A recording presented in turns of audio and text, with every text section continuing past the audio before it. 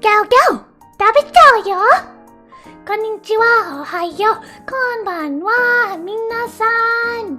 今日は特別な日だよ。今日のゲームはサプライズだよ。Hi everyone! Thank you all for coming. Thank you Alonzo, thank you Nekuro, thank you Sam. I think that's everybody. Ijitsu, thank you for coming as always. I really very much appreciate it. Let me move my mic really quickly.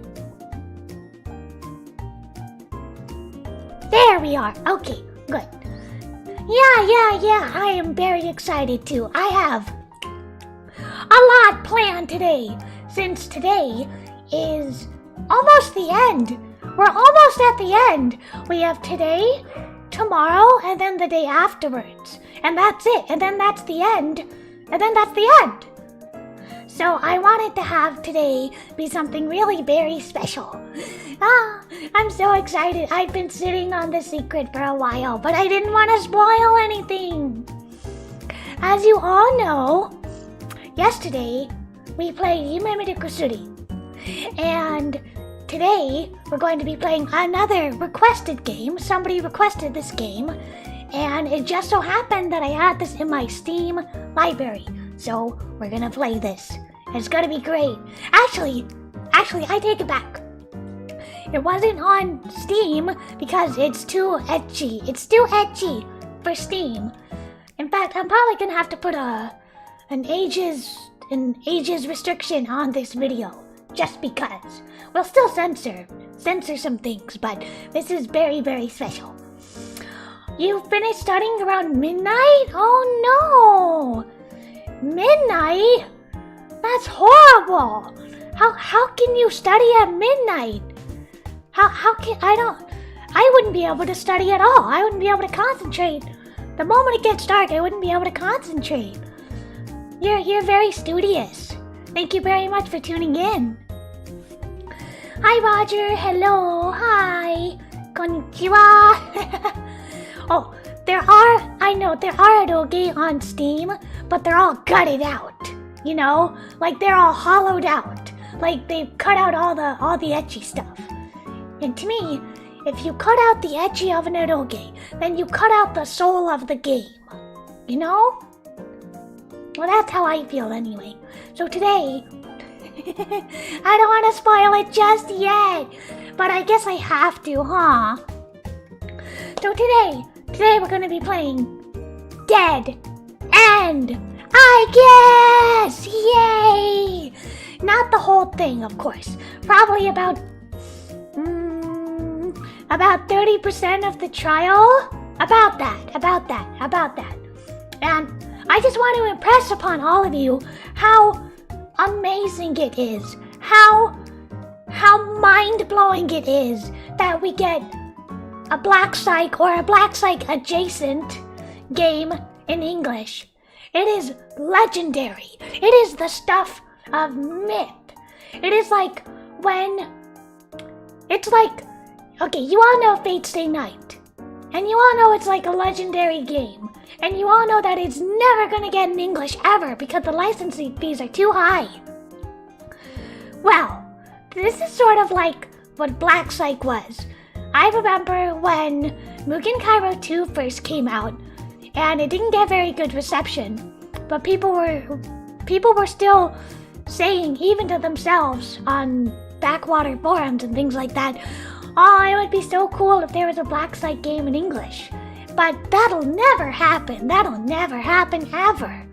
And then, I guess Manga Gamer took the first leap in that they licensed Euphoria. And Euphoria was a big deal. It had uncensored. That's a big deal because, unfortunately, Just USA did have a bit of a tendency, I don't know if they still do, but they did have a bit of a tendency to censor their games without telling people until after you bought it. This was with things like Family Project, which got censored, Exchange 3, Trample on Shoten, they all got censored. And as you know, nobody likes to be lied to and then told later, oh yeah, by the way, we cut out this stuff because we decided it wasn't pure enough, it wasn't good enough, it was too dark. Like, it was, as you all know, Starless got censored, and so did, what was it, not School Days, but the fan disc, Summer Days and Starless both got censored. And it's like, what is the point in breaking over a dark eroge if you're gonna gut it? If you're gonna hollow it out? If you're gonna stab into the intestines of the heart of it and just rip it all out? What's the point? But Manga Gamer took a really big leap and they released Euphoria uncensored. And later on they released Maggot Baits, which is, as far as I know, also uncensored. And they also released Kara no Shoujo and Uro no Shoujo, or Kara no Shoujo 2. And Kara no Shoujo, when it first was released in English, not many people know this, but it was released without voices because they couldn't get the licensing for the voices. And I guess they crowdfunded a deal until they eventually raised enough to get the voices. But think about that. Think about that. How eroge licensing used to be in such a such a desperate place, such a place of desperation and take it or leave it, that you just had to settle for games that were totally censored without your knowledge, or games that were without voices, and you just had to settle for it. That's just what you had to do if you wanted any kind of eroge. You just had to deal with it. I talked a little bit yesterday about Hirameki and how they censored Tea Society for a Witch. Yes, that's correct, Nekuro. Some eroge, they do release paperwork, but I don't think I've seen, in Japan at least, I don't think I've seen an eroge without censorship. When it comes to America, or when it's brought over in English, then they usually uncensor it. Sometimes they don't. To be honest, I'm not too chuffed either way, because sometimes the boy bits and the girl bits, sometimes they're not drawn very well.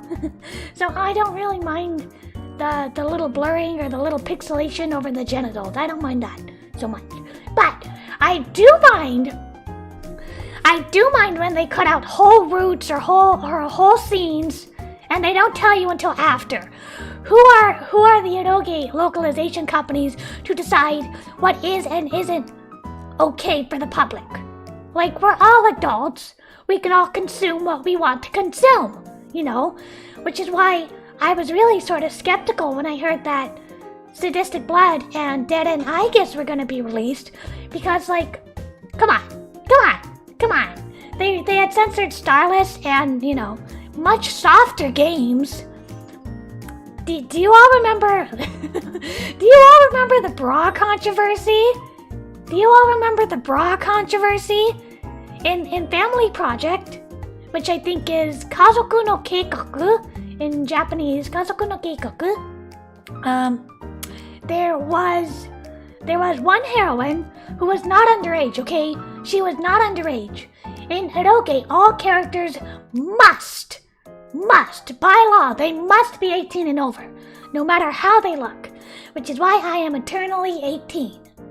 18 in quotation marks. 18. But she was not underage.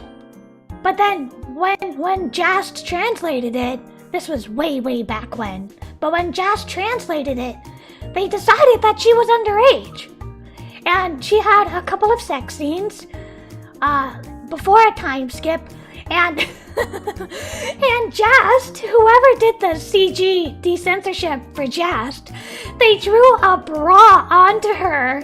They drew a really ugly bra onto her. It was like pink and it had stars on it, which just looked even more childish.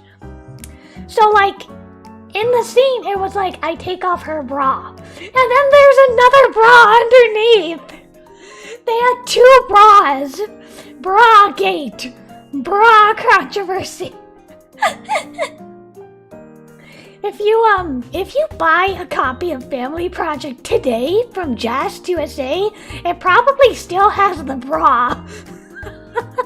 Two bras, double bra. One bra is too lewd. You gotta have two bras. It was a huge deal. It was so ridiculous because who are you not only to cut content out but to meddle in the CG and to draw? You have to draw another bra over the bra. I mean, it's funny. It's funny to think about it, but it's really infuriating too. It's really it angers me. It really angers me.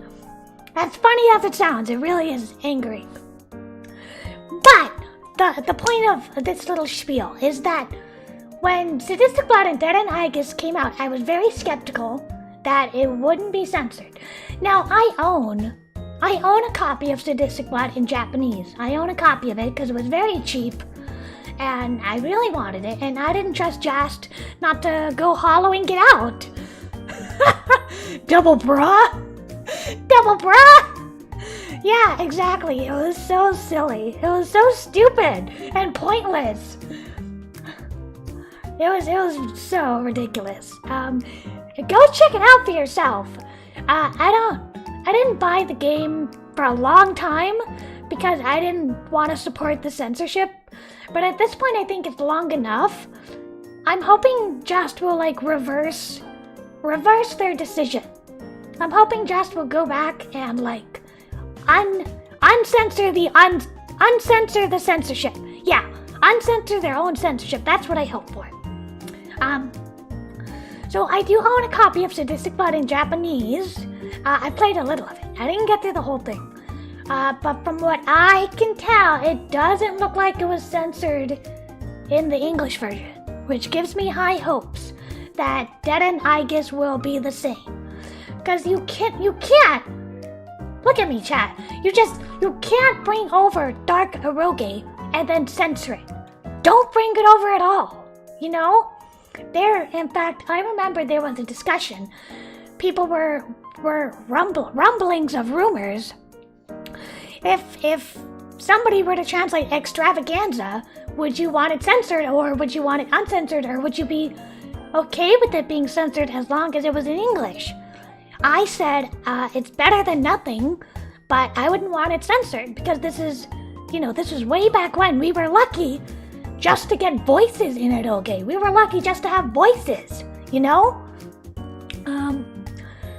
And I don't remember the results of the poll, and it was just hypothetical. Nothing really came of it. But if they do ever translate Extravaganza, it better be uncensored. Extravaganza is a tentacle horror game.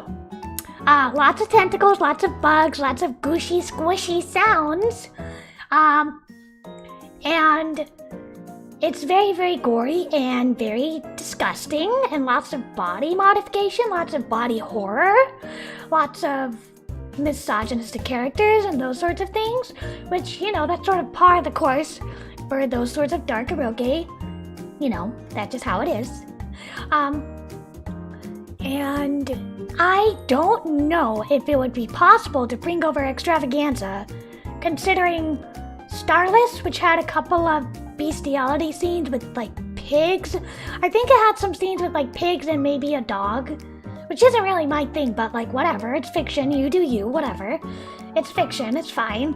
I don't know if they could ever possibly bring Extravaganza over, because there's so much bestiality with, like, bugs and tentacles and stuff. So I don't know if it would ever be possible. But that brings me to my point. Dead and Aegis does have tentacles, and I've only played, like, through the Japanese trial version.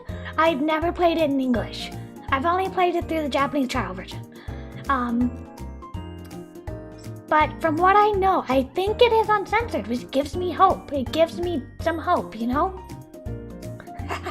You can't get into that stuff. I'm a simple man with a simple fetish. What do you like, Nekuro? The answer is cute little lolly bears with glasses. That's your fetish, right? That's your fetish, right? But anyway, so we're gonna be playing Dead and Aegis. Only a little bit though, only a little bit. And because there's a lot of sex in it, there's a lot of nudity in it, there's a lot of explicit content. In fact, okay, I forgot to do this yesterday, but in fact, I'm gonna give a general trigger warning right now. This is a content warning, trigger warning. If you don't like fictional rape, don't watch this live stream, okay? I am not gonna show any of it, but there's a lot of allusions to it. They reference it a lot. So there's a lot of rape, there's a lot of nudity, there's a lot of tentacles, a lot of misogyny, a lot of power differences, power dynamic, abuse of power, all that sort of nasty stuff. And if you don't like that nasty stuff, that's okay. I understand. I'm not going to be showing any of the nasty stuff.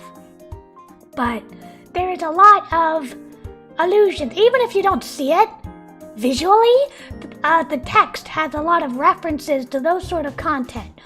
So if you're sensitive, if you don't like it, if you don't like the grimy, nasty stuff, please don't watch this live stream, because we're just going to get into it. That's why you're here. Hi, Song. Oh, I love the little bear emoji. It's so cute. Oh, that reminds me. Okay. So, this is still technically a donathon. I know I forgot. Today is still technically a donathon. We got today, tomorrow, and the day after. And one of the levels is emote unlocks. So why don't I go read through the rewards one more time? They're in the video description, but I'll read it out loud. Just one more time. Let me go find it really very quickly. Just bear with me a moment. Okay, so recently we were at 250. That's where we are, 250. And I have to draw a picture of Chat's choice, and I will post it to Twitter. And I think Chat voted for me to do a self-portrait. I gotta draw myself, which is fine, that's cool. But my tablet stopped working. My drawing tablet won't work. It won't turn on. It just says, it says no connection and then dies. Even though I have all the wires set up, I don't know why, but it won't work. So I'm gonna have to draw it with my physical meat hands and physical implements. I'm gonna have to draw it on actual paper, and I'll post a picture of it to Twitter. So that's what I'll do. But we still have some more rewards to get to. Hopefully we'll unlock them. I'm very excited. So I will read out what we have yet to do, okay?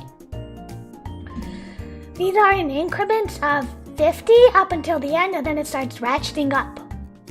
For 300, we're $50 away from 300 right now. For 300, I will read aloud Chat's choice of cursed copypasta. That means stuff like the Vaporeon copypasta, of which we will not speak. For 350, I will sing live. I will sing for you in this stream. I don't know, why would you want that? I'm not a very good singer, but I'll give it my very best. For 400, I will live write a fanfiction with the pairing of Chat's choice. But I have to know the pairing. If I don't know the characters, I won't be able to write. But I will write it. I will bring up Word document and I will write it for you. And I will explain my writing process. And I think that would be so cool because you know I'm a writer. And I don't really get to share that side of myself with all of you that often, you know? For 450, it's Senpai Notice Me, in which I will live tweet to my oshi. You will all see me. I will bring up my Twitter and I will post something to my oshi. Something embarrassing to my oshi. But I get to choose the oshi, okay? You guys can't choose which oshi I tweet to. Aw, Ijitsu, that's sweet of you. My voice is good? That's very sweet of you. Thank you. I try my best. For 500! Okay, 500 is the big one, guys. 500. Emotes! I reveal the emotes! I ordered some emotes. I ordered 3 emotes, and they're very, very cute. They're so adorable. And they're based off of my current design, which is my new 2.0 Kumakko. And it's very, very cute. Unfortunately, we won't be able to use them until I get 1,000 followers, but I'm almost there, kind of. I'm almost at 200, so we have a little bit of ways to go. But I would show it off to you, and they're so cute. For 550, it's collab, and Chat chooses which VTuber they would like me to collaborate with. But the other party has to agree. If the other party says I don't want to collaborate with you, then there's nothing I can really do about it. For 600, okay? For 600, you get hand cam! You get to see my physical meat hands! It's unboxing! I will purchase a themed grab bag and I will open it for you, Chat! But it'll have to be on a different stream because I don't have a hand cam set up right now. For 650, this is mean. This is mean! I don't know why I designated this. This is mean. For 650, it's a watch-along. Chat chooses the movie or the show. You can be really mean and choose something scary and gory. But why would you do that to me? Don't choose something scary and gory. Oh, it has to be on Disney or Netflix. Yeah. For 700, it's the masochist option. If we reach 700, which means I will play a horror game while eating super spicy ramen, which means I'll probably cry. I will definitely cry, in fact. I will cry from the spice, and then I will cry from the scary game. I don't know how I'm gonna pull that off, because I'm gonna have to have ramen in one hand, and then I'm gonna have to have my hand on the mouse, and I don't know how I'm gonna pull it off. But if we reach it, I will honor it. That's what we're gonna do if we reach 700. For 800, 800 is another big one. You all get a room tour. You all will get to see my physical room that I occupy. Not now because I'm still unpacking, but when it is show ready, I will show all of you my room. Probably not live because I would have to cover up mirrors and things like that, any personal effects. But I would do a room tour for 800. For 900, 900 is the goal. 900 is the goal. For 900, I will do my Twitch debut. Twitch debut. In which my next DONOTHON stream will be on Twitch with tits bullying options, which means you can bully me by throwing stuff at me, the Twitch integrated throwing system. For 900 plus, which I don't think we'll get, but if we do happen to reach it, 900 plus, which means breaking our goal, means that the DONOTHON will be extended until the 25th. And why would you do that to me? So that's it. Those are the goals. Those are the rewards. You can find all of them in the video description below. And I will give all of you a link to the Ko-Fi where you can donate if you wish. If you do not wish, that is totally fine. Yeah. If I were to do a room tour, I would not do it live because I would have to cover up, you know, like I said, anything personal, anything with my real legal name, you know, those sorts of things. I would want to cover those up. But, so no worries. Don't worry. Hi, Elo, hi! Hi, I'm doing good. A little bit of a sore throat today, but that's because I burnt my tongue yesterday. I burnt my tongue, and then I had sour candy afterwards, which was admittedly really stupid. But I'm okay. I'm good. No! You're gonna drop your savings for me to suffer? No! Don't drop your savings. You need that. You need that. You need that for yourself. Be sure to save enough for yourself, okay? For like food and water and electricity and games and whatever you need, okay? I should not be your goal. I mean, I should not be your, what's the word? I forget what the word is, but, you shouldn't be dropping everything on me, okay? Save a lot for yourself.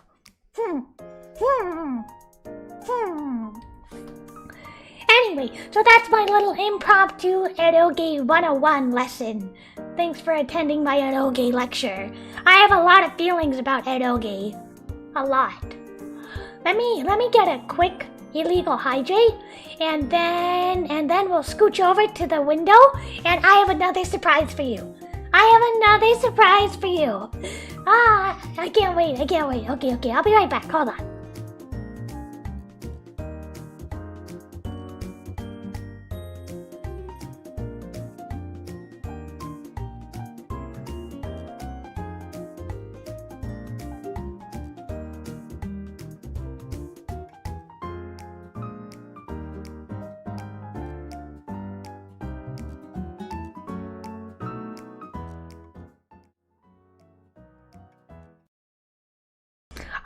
Oh, but I forgot to say, if you do donate, please tell me in the chat so I can manually update the Donathon, because it doesn't update automatically, so I have to update it. So, here's the other surprise, chat. We're gonna, first, before we start playing Dead End Aegis, I want to rank my favorite Black Psych openings. No. I know. Hold on. These are all censored, okay? These are all censored. I found all of these on YouTube. It should be okay. And if it's not okay, then I will go blur it out after the VOD is over. But it should be okay because it's all censored already. So we're gonna watch some of my favorite ones. Oh wait, hold on. We're gonna watch some of my favorite ones, but first let me make sure the volume is okay. Hold on just a moment.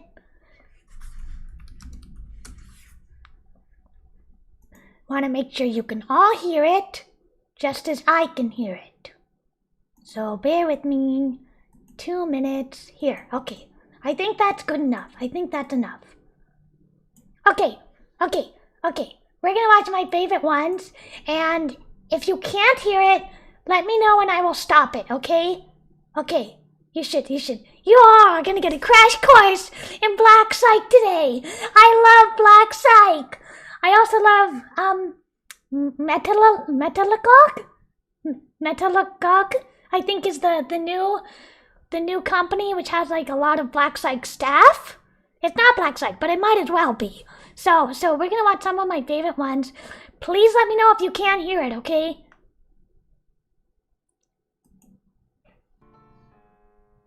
Can you hear it? Oh, wait, I forgot. Hold on. There we go. Can you hear it?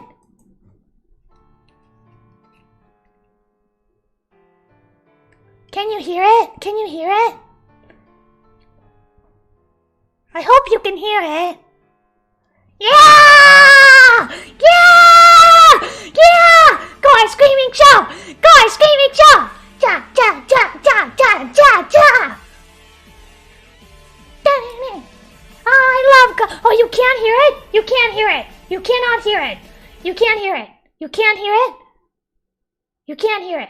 I am so sorry. Let me start over and look at the sound one more time. I'm so sorry. I'm so sorry. Hold on a moment. Should be working. Hold on. Sorry, I'm so sorry. Bear with me, everybody. Okay, speakers. No, it's all set up correctly. Oh, you hear it now? Okay, good. Let's go. Okay, let me turn up the volume. So sorry, everybody. Okay, let's go. One more time, let's go.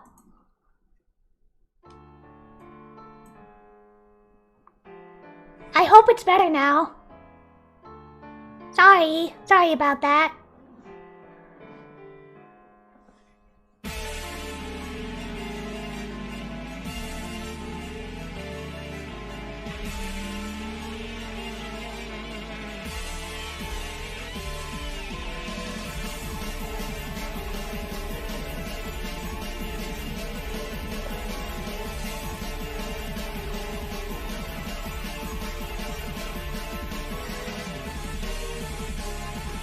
Oh, good.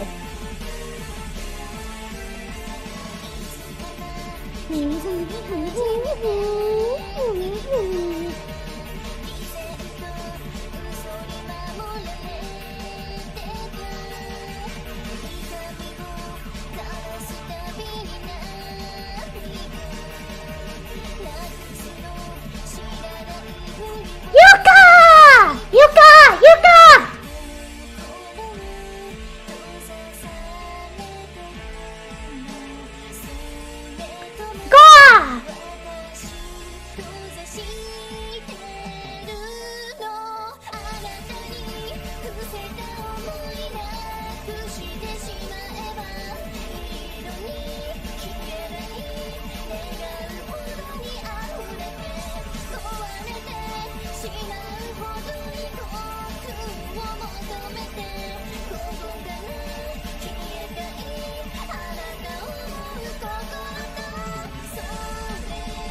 幸せになりたいよ。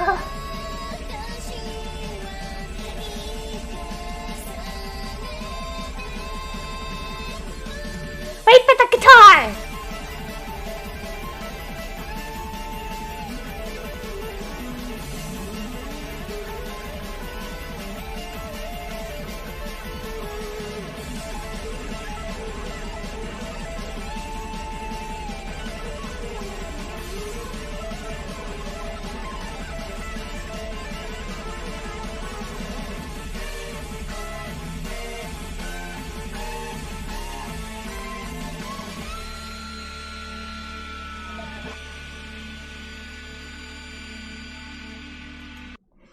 that the greatest? Wasn't that just like the greatest? The artist is Ueda Metabu. Ueda Metabu is the artist. I do hope I pronounced his name right, but I think it's Ueda Metabu does the art. It is so good. Isn't the music great? It's so good. Okay, Gory Screaming Show is a classic. It is like the horror classic. It never got a translation. I don't think it ever will. But without spoiling too much, it borrows a lot from Ringu, or The Ring. If you've ever seen The Ring, it borrows a lot from it. Or maybe The Ring borrows from Gory Screaming Show. I think Ringu came out first because it was a Japanese novel. Gory Screaming Show definitely took a lot of inspiration from it.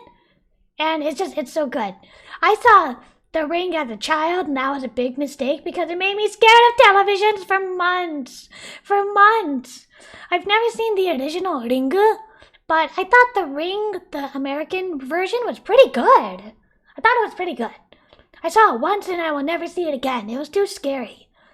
If any of you choose for me to watch The Ring, if we reach the goal, I'm gonna cry. Why would you do that to me? It's scary. Okay. The next one. Let's go. Please don't be an ad. If there's an ad, I'm gonna cry. Here we go.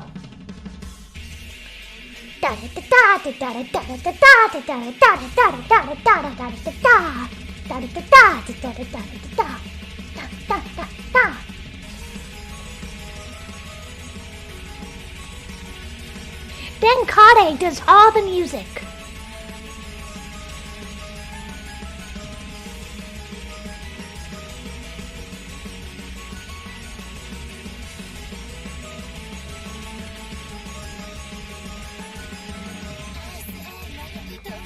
Himena!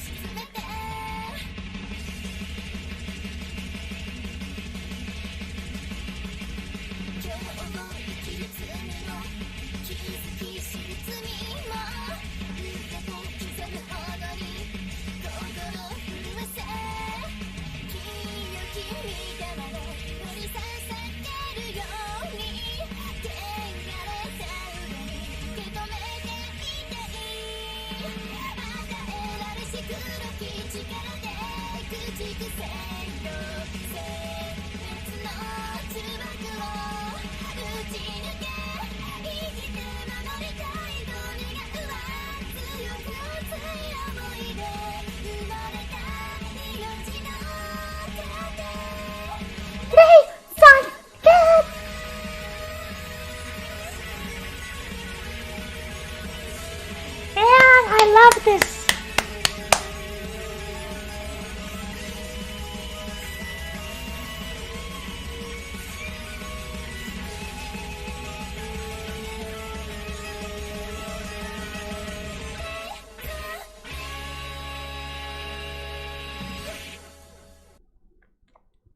Now, Gun Katana I played, but I got stuck on. Gun Katana was really forward thinking for its time because number one, it had actual gameplay. It had a shooting game where you had to go through these corridors to shoot down the monsters, or the non-human is what they're called. But you had to go around shooting the enemies, and I kept getting stuck, and they kept killing me, and I kept getting stuck. I never got past Warehouse 9. I kept getting stuck there, and I never got all the endings. It's very complicated, very hard to solve. But it borrows a little bit of like Battle Royale because it has like collars and you can't take them off. And with each monster you kill, the more collars, the more points on your collar you get. And it's about this girl named Himena with her brother, and they're together. They're an item, and her brother is a half demon or half non-human, I guess. And they go around slaying non-humans, but she messes up a mission really badly. She messes up a mission so badly that all of the points that she saved up in order to get her freedom get reset. at the very beginning of the game, all of her points get reset. And she has to start basically from scratch, with even more scarier and vicious and lethal monsters out to kill her. And she goes to this island where they all inhabit.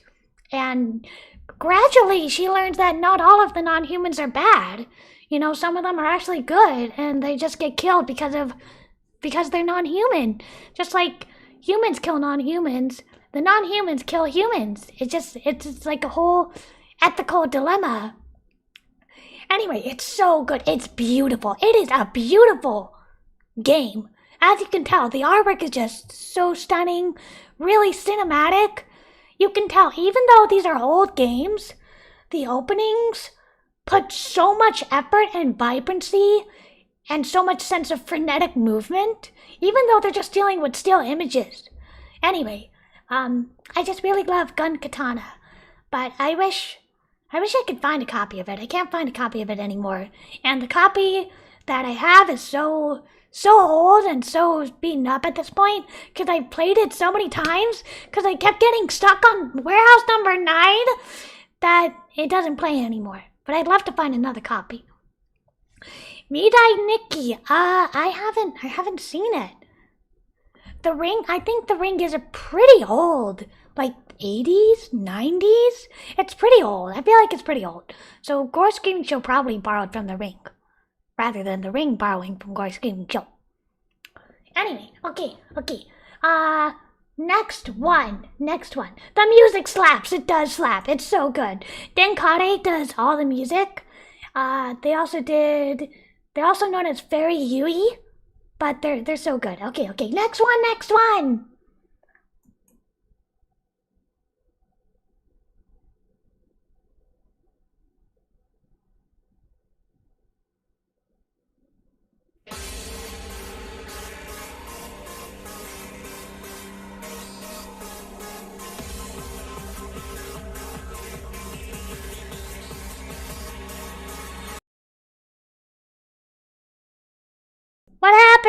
What happened?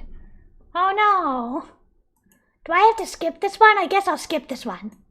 We'll come back to it later. Come on, YouTube, don't fail me now. You can do it. Quick aside, this is my favorite Black Site game. Period. This is my favorite Black Site game, period. I love it so much. This is my favorite. No, Sam! No!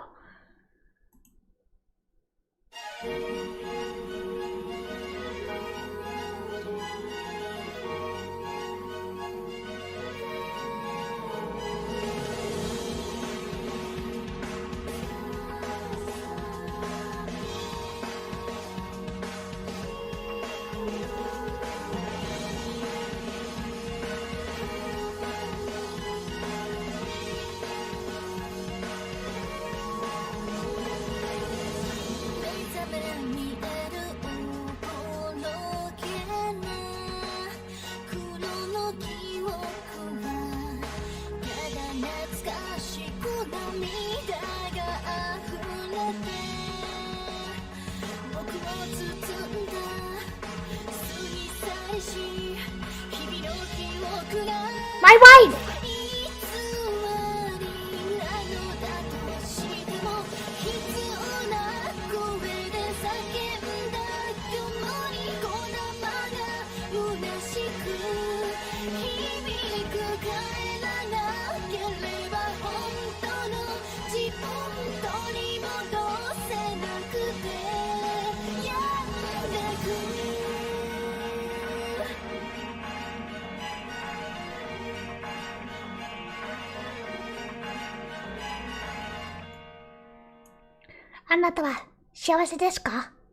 Hi, Yugid. You came at the best time. Yugid. That is my favorite Black Site game ever. Mugen Kairo 2 is a sequel to Mugen Kairo, and it's about this boy named Taro with the pink hair. He's a boy, okay? And he wakes up amnesia. He knows nothing about himself. He wakes up naked, no possessions, no memory. He wakes up naked in the basement of a mansion of all these ojo-sama, all of these older, high-class ladies. And they decide, well, you know, because you have no memory and no home, we'll take you in, but you have to be our servant. And as you can imagine, they're all very sadistic. And each of the different mistresses, these different mistresses all have their own quirk. Like, one is a lesbian, one is a cross-dresser, one is a loli, one is a tomboy, one is seemingly very sweet, but in fact, she's not that sweet. Although, compared to the mansion's twisted standards, I guess she is sweet. Anyway, and he can't escape. He cannot escape. And it's basically just like Stockholm Syndrome, the game. And it's so good! It's so good! I love it. Should we watch it one more time? We should watch it one more time, because you get missed it. And I love it so much. I love it so much, we're going to watch it one more time, okay? I love it so much. I love it so much. You can't say no. You can't say no, Hilo. That's the charm. And in the second one, Taro gets a companion named Shiro. And Shiro is like his fellow co-worker, I guess, except they don't get paid. And they're forced to have sex with the mistresses. But they don't really say no. It's like it's a whole wibbly-wobbly gray consent. Oh yeah, please trap me in this mansion.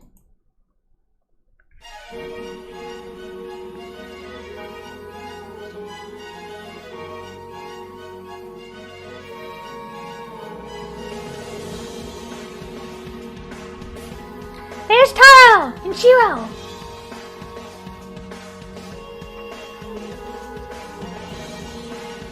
Sorry, there's a lot of sex in this.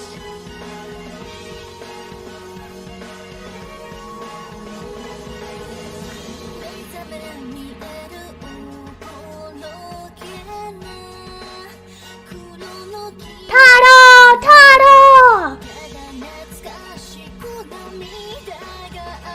Shiro!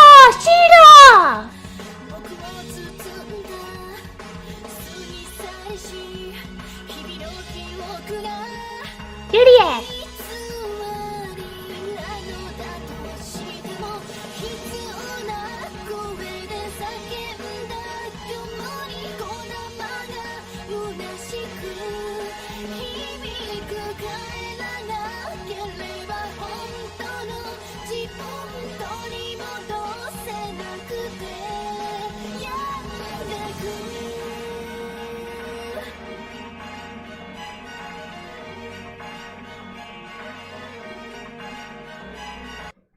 Anata wa shiwase desu ka?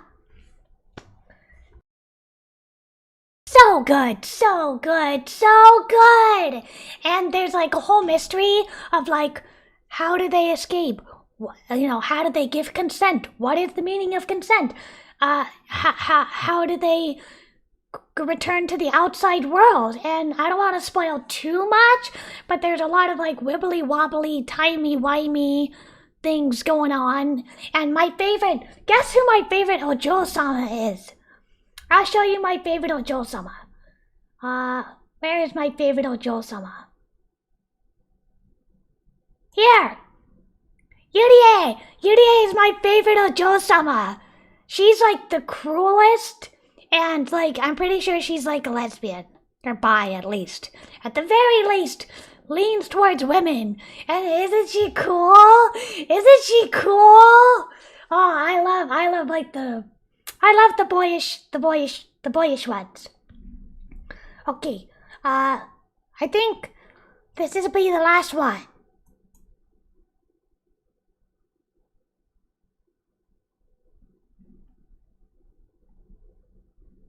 Come on, YouTube. Oh, really? You're gonna be like that? Okay, stop. Can I make this any bigger? Can I? Well, that's kind of better. That's kind of better.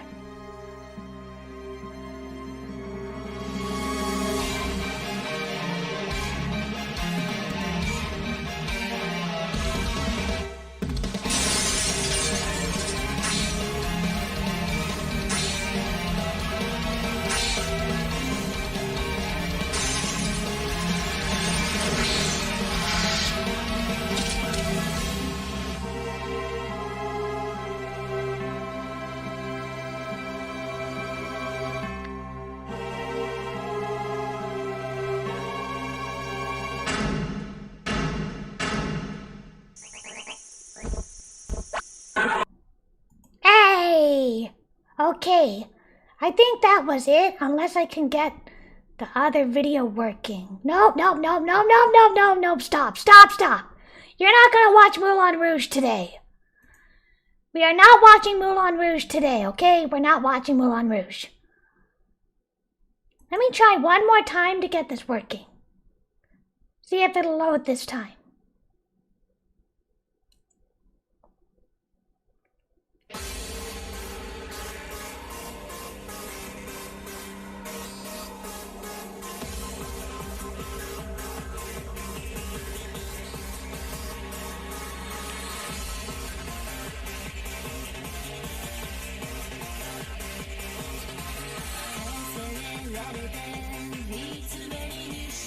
Leonora!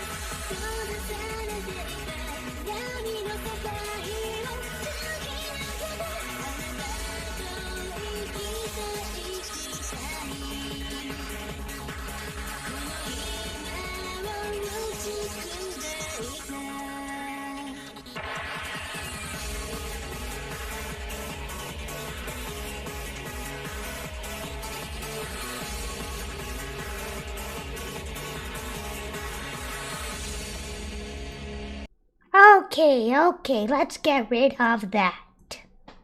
Let's get rid of that. And let's get rid of that.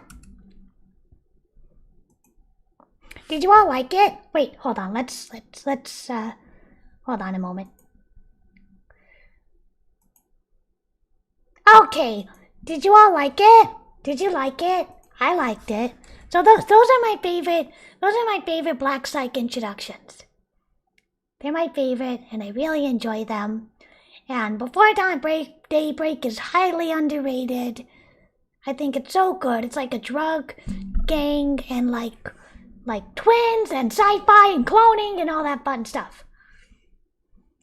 Hi, Duck. Hello. You missed our little Black Psych introduction. But that's okay. Let me pull up the window of what we're gonna play now.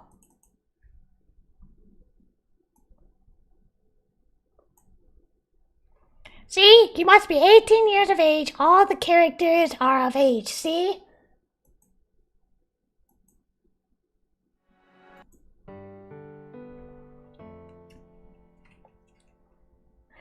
Okay, let me take a quick hydrate and then we'll get started. Actually, let me go water the flowers real quick and then we'll get started. And I will go check the Ko-fi to see if anything got added, okay? I'll be right back.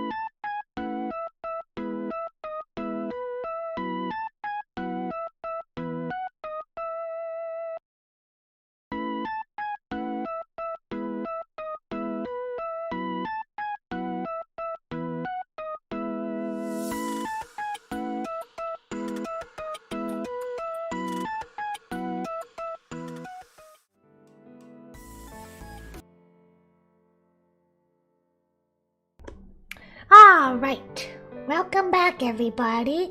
How is the volume of the game? Is it too loud, too soft? Let me know, okay? You're 3 years old, Duck? You're 3 years old? You shouldn't be watching this then. You shouldn't be watching this.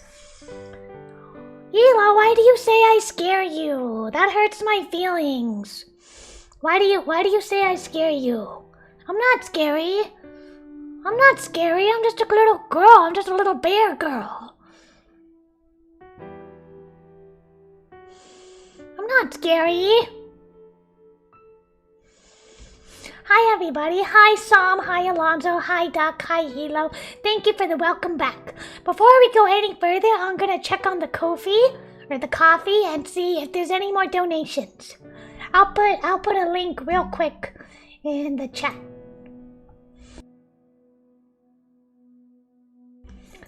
Alright, bear with me. Okay, alright. I think we haven't made any progress today, but that's okay. It's about the journey, not the destination. Alright. No change, so let's get going.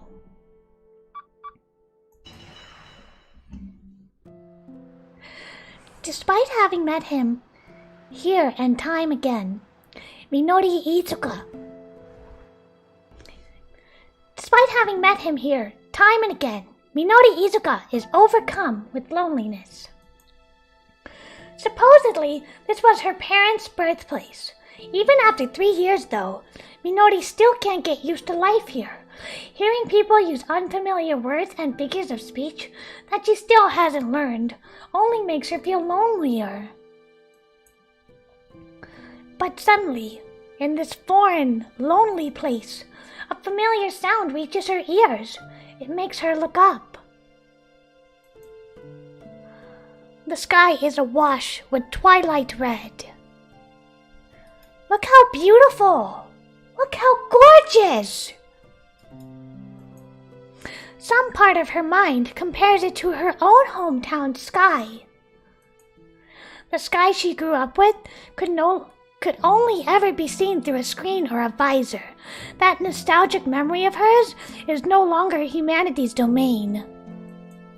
In fact, the last time she saw it was through a layer of glass.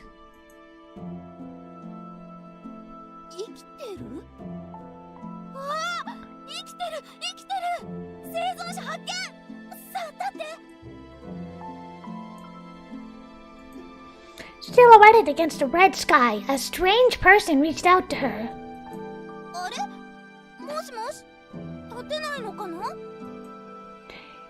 In that world where a spacesuit was necessary for life, this person instead wore what looked like a dress straight out of a fairy tale.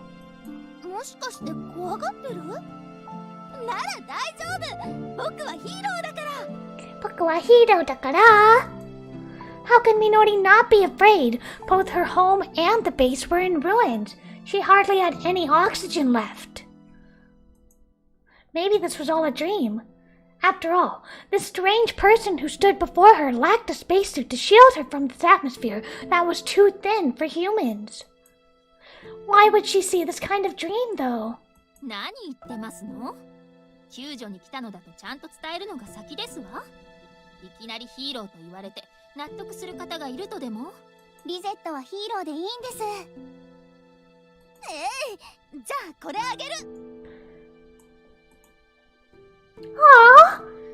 Aw, she gave us a little keychain. Oh, little keychain. The strange person that called herself a hero put something in her hand.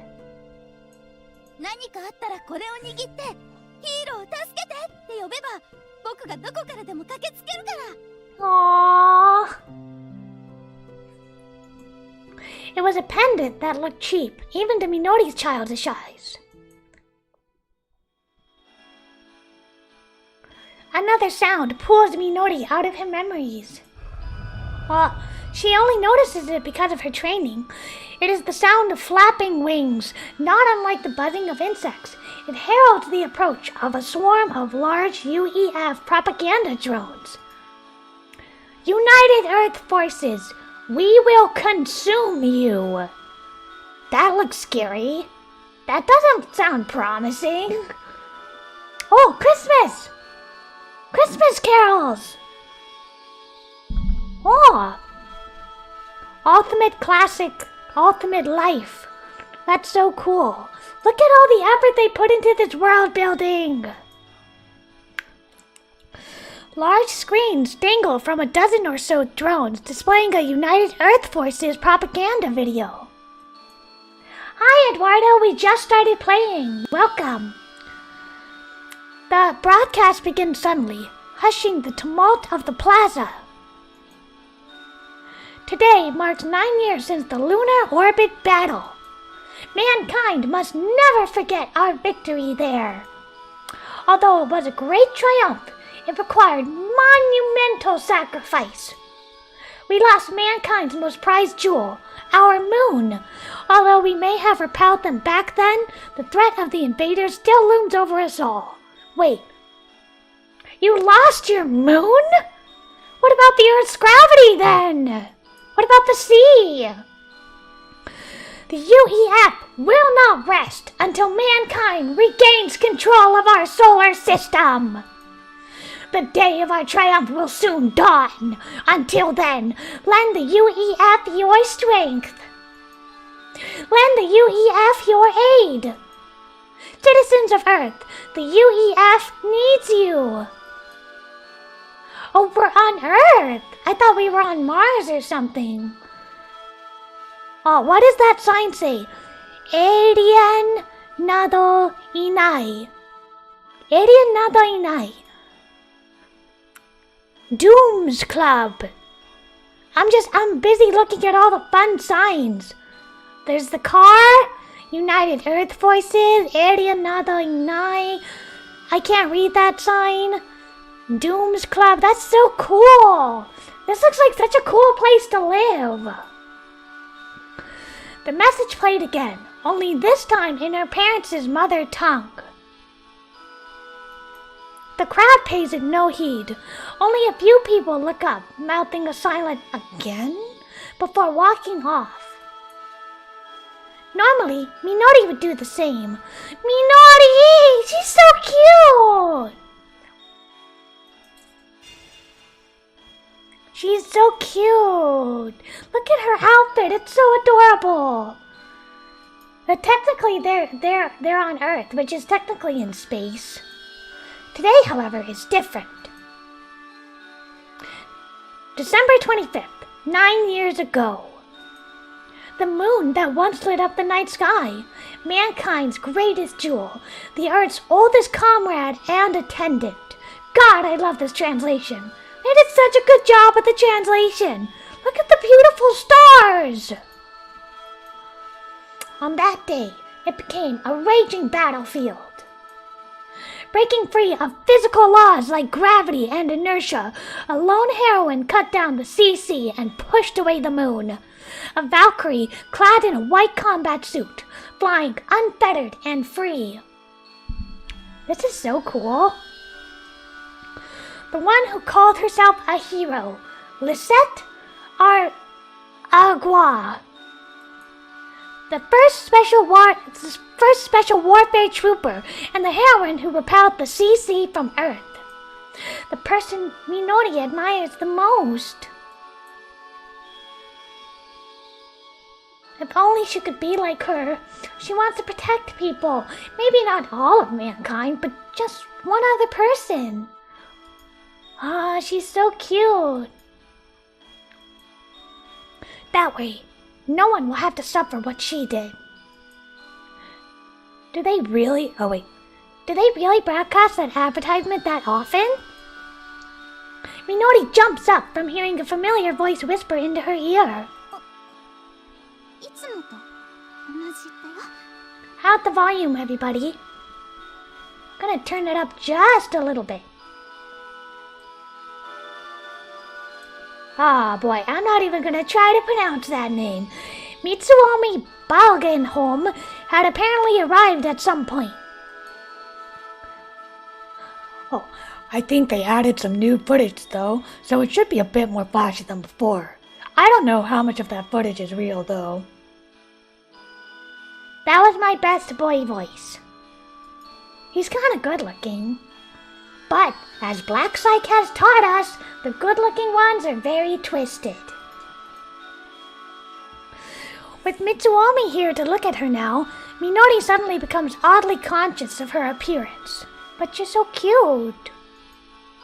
She had boldly picked what felt like the right outfit at the time, after a great deal of deliberation and wavering. But what if he doesn't like it? Maybe deciding to dress up like this all of a sudden might make him suspicious of her. Maybe he'll think she's the same as all the other girls, who only cozy up to him because of his pedigree. No, he knows her. He knows she's better than that. But maybe he'll think she's signaling that she wants to enter a relationship with him. The thought makes her even more self-conscious. It feels like he can see right through her choice of attire, down to the lacy unmentionables she wore to wear underneath it all. Still, this will be the last time, so maybe it's fine.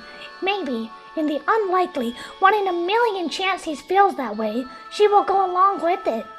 After all, those who become a special warfare troopers never come home alive. Wow!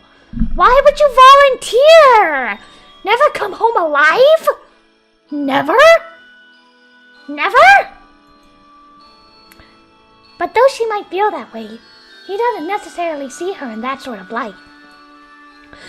She's worried he might mock her for dressing up like this. He might even hate her for it. No!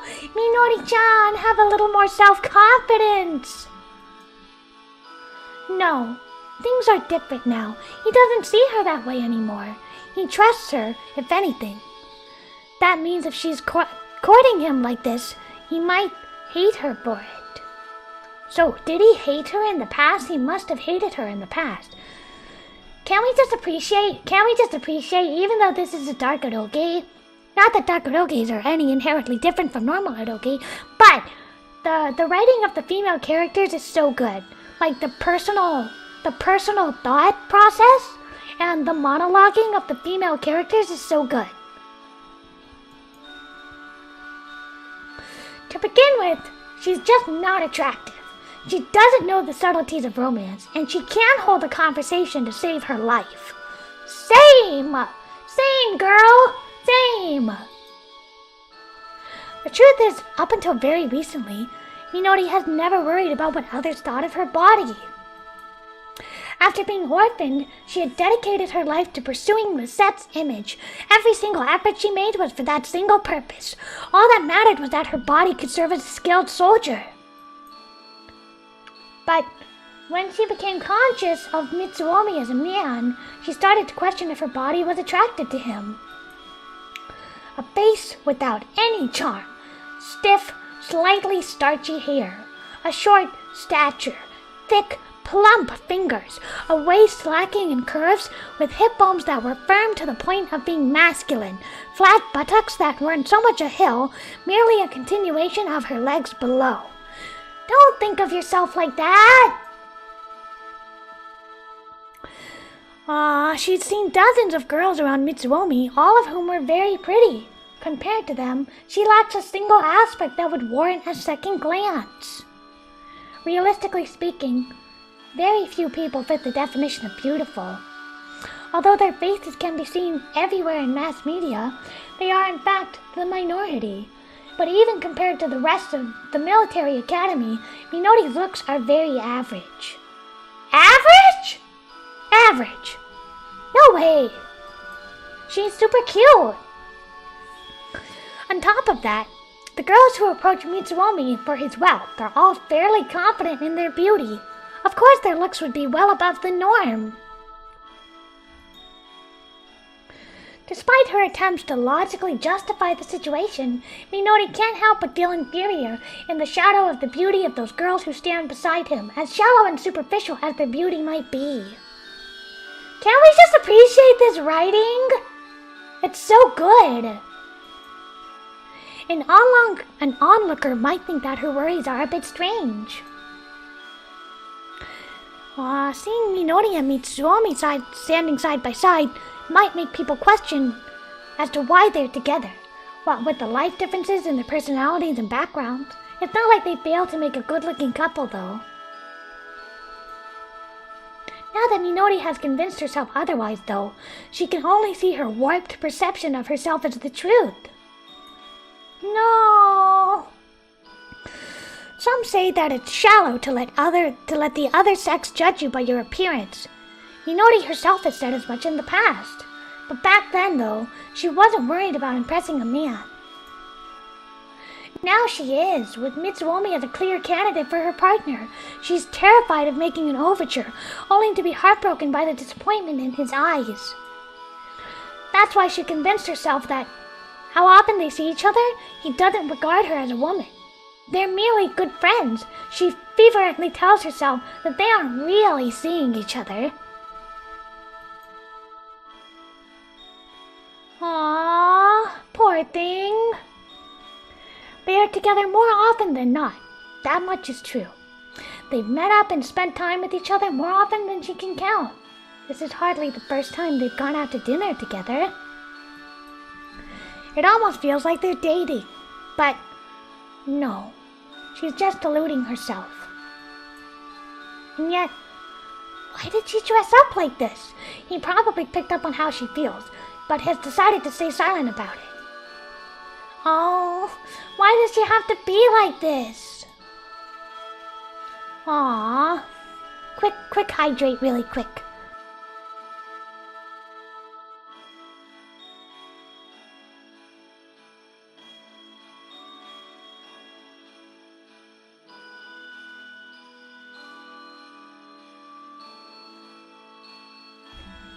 Such unfamiliar worries are making her head spin.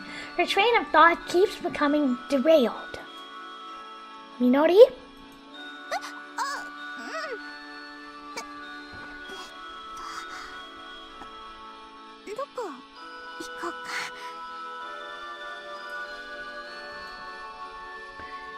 The Barracuda, right? A UEF military academy spans the entirety of the Yoyogi region. Not far from it is an entertainment district known as Shinjuku, which within Shinjuku is an establishment known as the Barracuda that caters to the less affluent of the military cadets. Its dishes are cheap, large, and tasty, at least for the price point. It's an ideal place for young cadets to fill their growling stomachs. The two of them go there often, but it is hardly an ideal place for a Christmas outing, especially not with a romantic partner.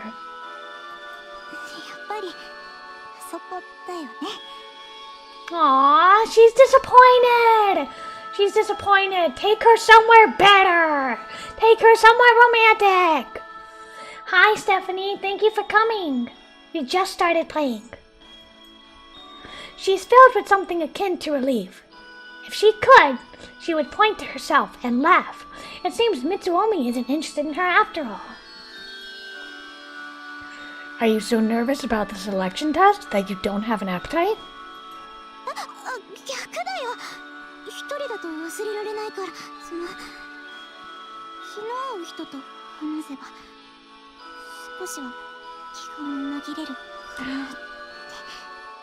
One thing fun about black site games or black site adjacent games is that the male characters typically are not voiced, but all the female characters are.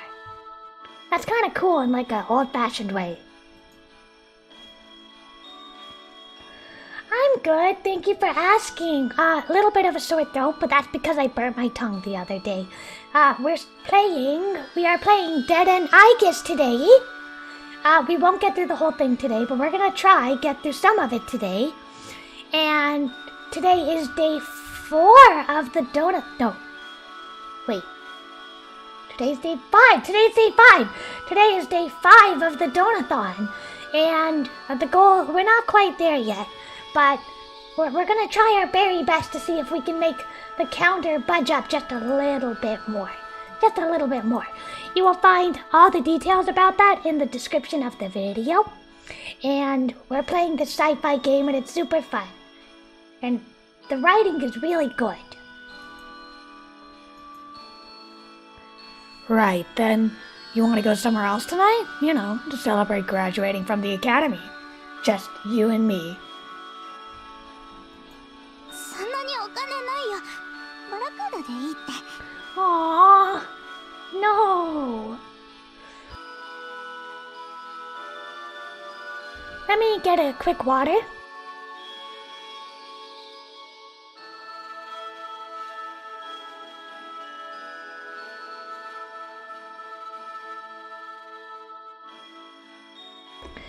Take her somewhere romantic and pay for her, you dummy.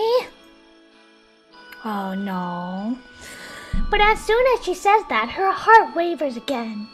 Maybe, possibly, by some chance, he might have invited her. An impossible turn of events for sure. He just invited you. He just invited you. Aww. You see, actually, I have a reservation for 2. It's only good for today. Mitsuomi takes a piece of stationery out of his pocket. The name printed on it already sounds fancy by itself, to say nothing of the rest of the extravagant decoration and elaborate font. Oh, he is taking her somewhere special. Well, that's good. That's good to hear, Stephanie.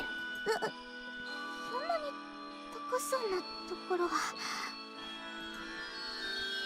Aww. Don't be shy. Some relative or another of mine is involved with the place. I got it for free. A family favor, you know? Mitsuomi's family, another reason why Minori is so reluctant and timid. The Bagenholm Conglomerate, the Bagenholm University, the Bagenholm Foundation, the Bagenholm Memorial Research Institute, and so on and so on. 相変わらず手広いんだね。 I am from the forest. But it's so cool to see other people from different regions coming around. His family's name can be found as a prefix for all sorts of organizations and facilities. It controls a few others behind the scenes as well. In fact, almost the entire economy is under its umbrella. Or so it is said. He's evil. I'm betting now he's evil. Aww. Under most circumstances, Minori Izuka's life would never intersect with Mitsuomi Bagenholm's. They only met because of UEF's military academy. Although they were both at the top of their class, their pedigrees couldn't be more different. Mitsuomi Bagenholm was born with a silver spoon in his mouth. Although he had talents and skills suited to his station, something about him had always seemed shallow. Minori Izuka was born to an ordinary family before the CC took everything from her. Left orphaned and alone, she weathered her challenges through sheer force of will. She faced her struggles head-on, regardless of her humble beginnings. Mitsuomi saw the war with CC as a business opportunity and joined the UEF's military academy to gain the knowledge required to capitalize on it. Minori worked hard since high marks would exempt her from tuition, and because she wanted to walk the same path as her savior, the sect. At first, the differences between Mitsuomi and Minori caused them to clash with and mock each other. The only things they had in common were their grades, and they compared those at every turn. He was shrewd and well-mannered, frivolous at times, but ultimately a cold-hearted elitist at heart. By contrast, she was an overly serious orphan who threw herself into honing her talents. They couldn't, and wouldn't, ever get along. But spending their lives together in the same place, sharing experiences for an entire 3 years, managed to change their relationship. The turning point for that change was in winter of last year, during a training exercise that had them hiking through the northern Alps during a blizzard. What?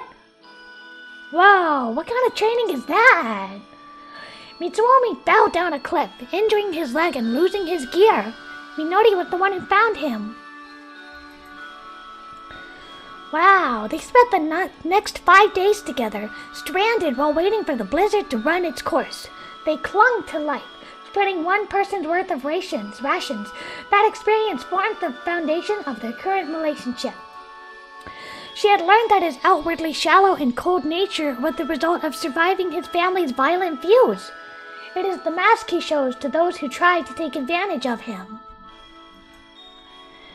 As for Mitsuomi, he realized that Minori was a generally sincere person and eventually came to trust her. The two grew closer. They became friends, even more than that. Before she knew it, Minori found herself as the only woman by his side. And while neither of them had ever confessed their feelings, everyone assumed, or at least suspected, that they were romantically involved. However, Minori, would you rather go to the Barracuda after all? そうじゃないよ。ただ、私、そういうところ、似合わないかもって。 it isn't merely an excuse born from her timidness. Although she had chosen her clothes more seriously tonight for a reason, her appearance is still far too shabby for the world Mitsuomi lives in. As she spent more time with Mitsuomi, she came to meet more and more of his relatives and colleagues. As one might expect of the family of celebrities, they hid their personal thoughts well, and the occasional glances of disdain and disgust they threw her way were clear. They crushed her underneath an icy weight, like a thick invisible wall of ice. They're so mean! They deserve better. The only person who never made Minori feel outright rejected was Mitsuomi's uncle, a nice, cordial gentleman. That's not gonna last long. If only they were all incompetent fools, she would feel better about herself. That way, she could write them off as useless idiots. Useless idiots! Who merely thought they were better than her. Unfortunately, they have the talent and the skills to match their inflated egos. Aww. Whenever she meets them, her heart curls up in fear. It feels as though she were standing naked, within the cage of a zoo, with them sneering at her from the outside. I just love this writing. This is such good writing. I really feel like I understand Minori and what she's going through in terms of self-esteem and body image issues. Like, she's so good. This writing is so good. Oh, don't worry. No one from my family should be there. They know where I'll be all day today. A hint of joy tickles at her heart. Mitsuomi understands her plight. He realizes most of his family views her with contempt. He's looking out for her. それくらいあるかも。 It's fine. I'll escort you there. Hand-holding! Hand-holding! Illegal hand-holding! Lewd, raw, uncensored hand-holding! Am I gonna have to blur this? This is a first! She can't bring herself to refuse or shake him off. Compared to her clumsy fingers, his are slender and well-shaped. Hers are slender and well-shaped. Look at those gorgeous nails. Gorgeous nails.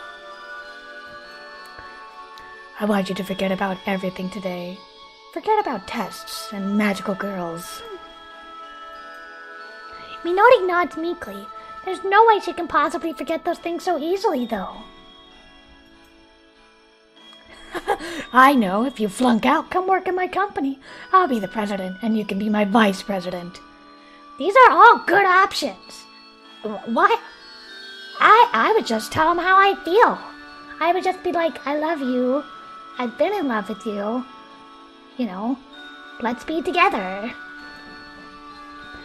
He's kind of sweet, but I know better than to trust the black psych men.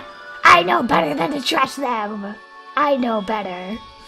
I've seen this before. Mitsuomi had been managing a company during his time as a cadet. So are they astronauts? I guess they might be like part astronaut. It is part of his family's business ventures.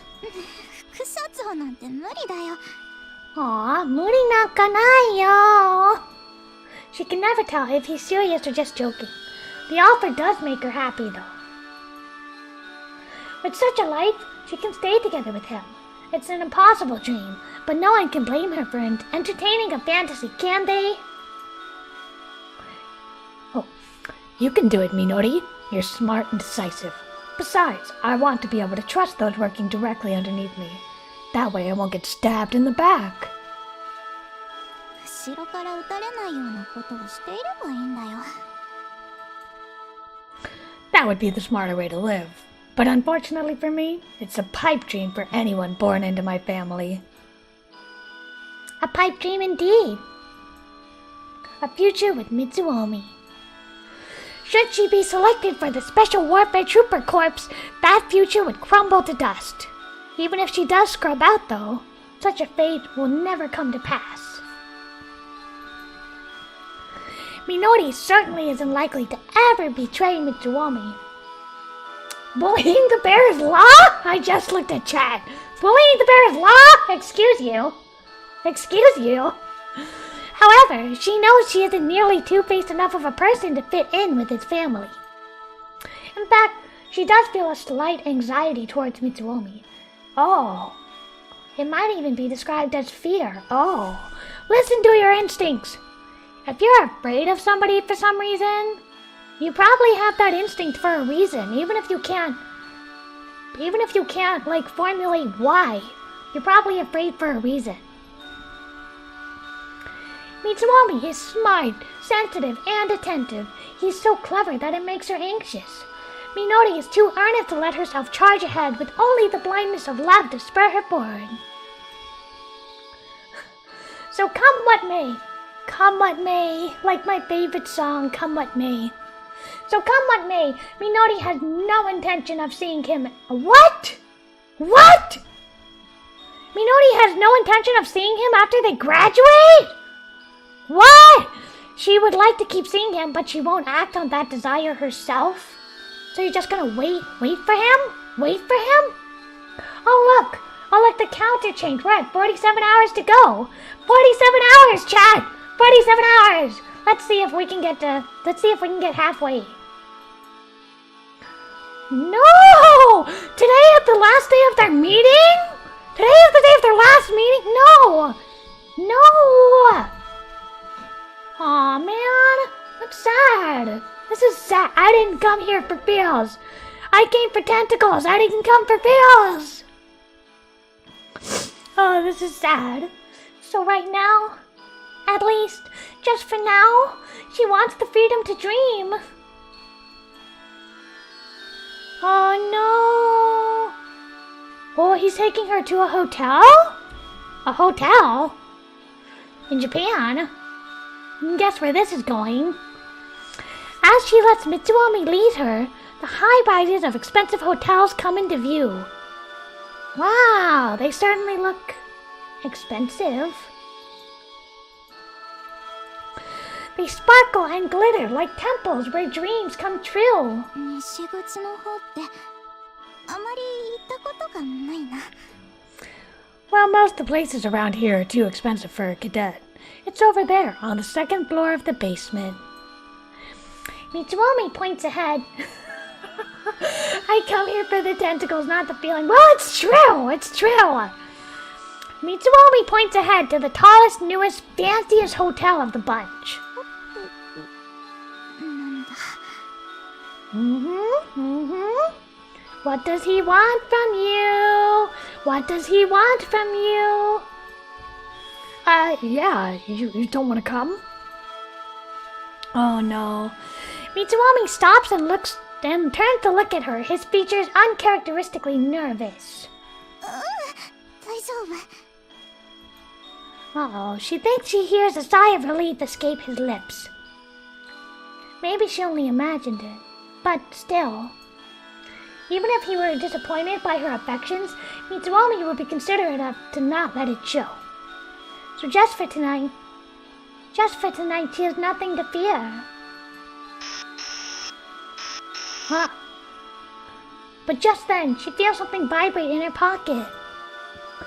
It pulses in a unique rhythm she had configured ahead of time. Uh-oh. That means that, just as she had hoped, she had been accepted into the Special Warfare Trooper Corps. No! No! No! Don't break up! She knows what she must do after receiving such a notification. She is to purge as much of her personal information as she can. Are the English lines? Are the English lines? Well, this is the official English translation. I am the one doing the voiceover for the boy, because there is no boy voice. She is to purge as much of her personal information as she can, pack as much of her luggage as the allowed weight limit will accommodate, and leave for her designated training facility as soon as possible. I swear to God, if she cuts off her day right now, I'm gonna be mad. She has already made all of the necessary preparations. Although her orders were to do it as soon as possible, the only real requirement is to arrive by tomorrow. She and Mitsuomi could, if she desired, spend this last night together. But, on the off chance that they become a couple today, she would long for more. She won't be able to restrain her feelings. No! No! Come on, girl! Get some self-esteem! Good God, get a grip, girl! In the event that she misunderstood everything, and Mitsuomi didn't feel the same way about her, then she would only be unnecessarily burdening her heart with misery before throwing herself into the field of battle. No! No! No! Minori, no! No!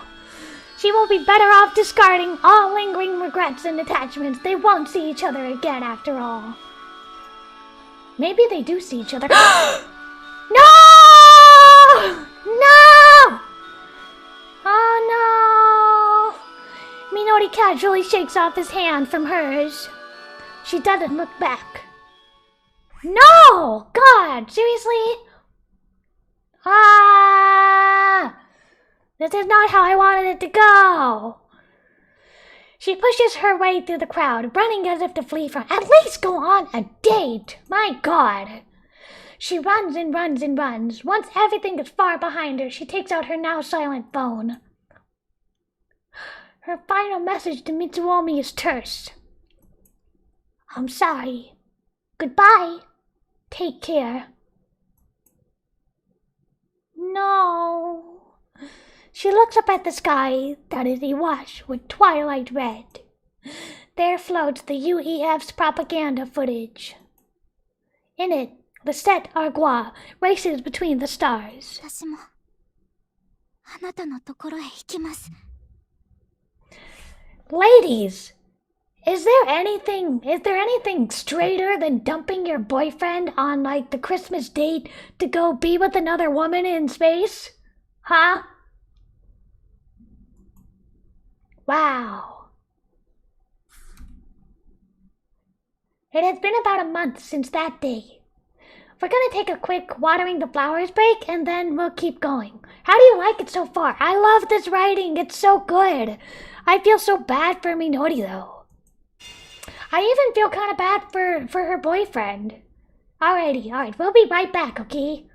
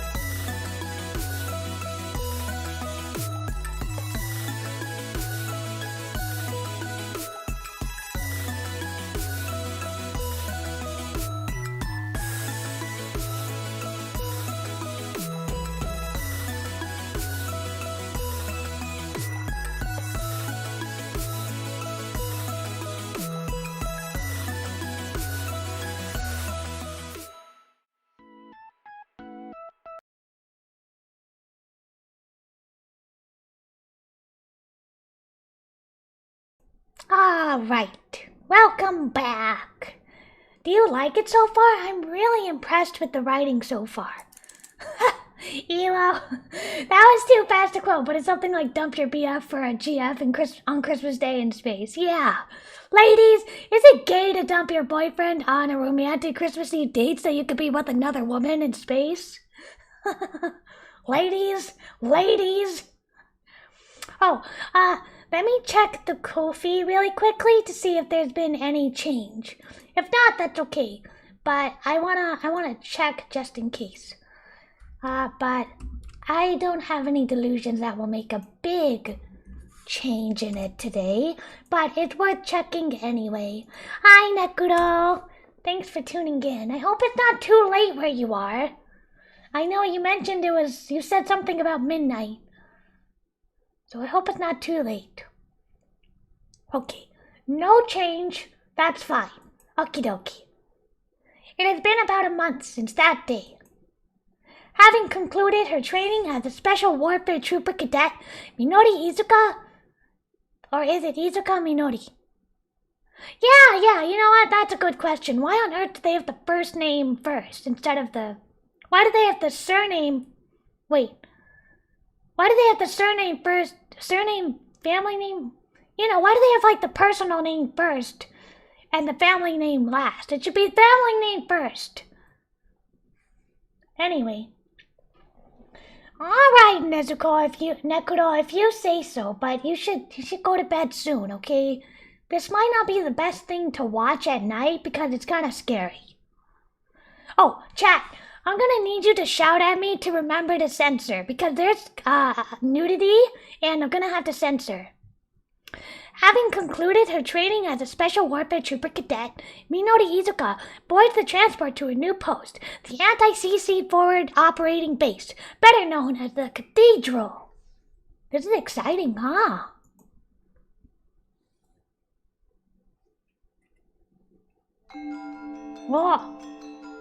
Oh, the music. Oh! 西暦2099年、人類は新たな大航海時代を迎えていました。 Oh, the stars! You can see them moving! This is what I mean about black site games. Even though they're not super high budget, they do such a good job with making it cinematic and almost animated. No, I can't show the nudes. No, I can't show it. 2099 AD, mankind embarks on a new age of exploration. 人類はさらなる生存権を求めて広がり、月面基地や火星基地は都市と呼べる規模となり、月に至っては自治権さえ獲得していました。生存権の最前線は土星まで到達。火星軌道より先にも資源を求める企業や国家が競って数百の資源採集基地を設置し、合計すれば100万単位の人類が宇宙に進出している状態になっていたのです。そして天王星の探査を終えた有人宇宙船がその岐路についていました。人類同士のいがみ合いは時には武力行使も交えて延々と続いていましたが、その未来は明るいと誰もが信じていたのです。そこへ最悪が訪れたのです。天王星から帰還途中の有人宇宙船が火星近傍で突如消息を絶ったのが始まりでした。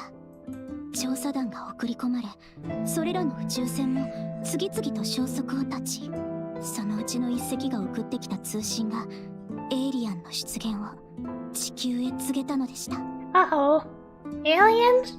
そのエイリアンはクラゲやイソギンチャクを思わせる姿であったことからコズミック・ナイデリアン、通称 CC と呼ばれることになりました。 This is so cool! This is so cool!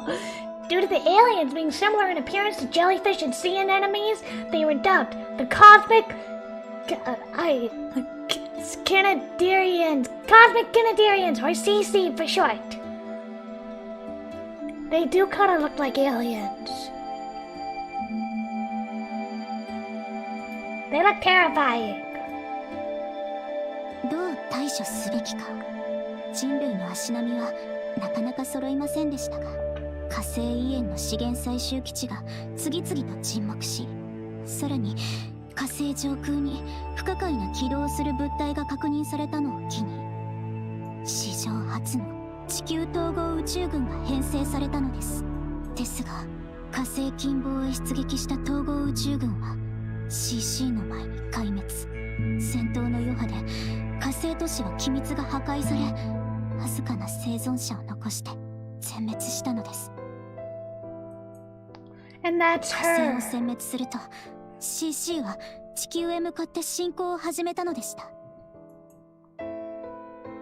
残存の地球統合宇宙軍は月近傍を最終防衛線と定めました。無効であると判明している通常兵器を搭載した残存部隊をおとりとして、核兵器の大量投入でその部隊ごと撃滅するという決死の作戦が決行されましたが、小型飛行物体の下半を撃破したものの CC の母船と思われる巨大な物体にはほとんど打撃を与えられず、大量の人命が失われる結果となりました。 CC はあらゆるチャンネルで試みられた交渉に応じることもなく、人類の破滅はもはや避けられないと思われました。 Oh, this is grim. その時彼女たちが舞い降りたのです。彼女たち？最後の切り札として統合軍が投入したのが特殊戦技兵団、後の通称魔法少女部隊。アニメや漫画から抜け出したかのような彼女らは大胆にも月近傍で CC を襲撃、 CC に大打撃を与えたのです。それでもなお母船含め多数を要する CC に対して、現在でも地球史上最大の英雄と称えられるリゼット王次郎が月の軌道を変え母船に激突させるという奇跡としか言いようがない戦法で CC を月近傍から完全に駆逐。統合宇宙軍は損耗率 95% という大打撃を受けたものの、間一髪で地球を救ったのでした。これが後世月軌道回戦と呼ばれる戦いです。 CC の進行ルートを逆にたどり、人類が発見したのは異様な光景でした。そこにはあり地獄を思わせる未知の空間が存在しており、そして少数ではあるものの CC がその空間から現れるのが特殊戦技兵団は彼らを追跡し空間へ突入し、そこは不安定にねじ曲がり震えるチューブ状の空間でした。リゼット王次郎を中心とした特殊戦技兵団は大胆にもその空間をたどって奥へ向かったのです。そしてチューブ状の空間を抜けると広がっていたのは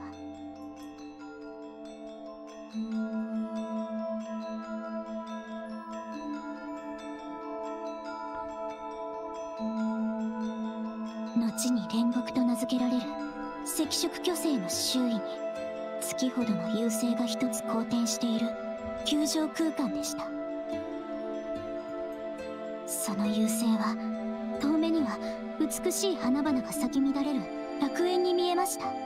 ですがそれは人類の目を欺く悪魔の姿だったのです。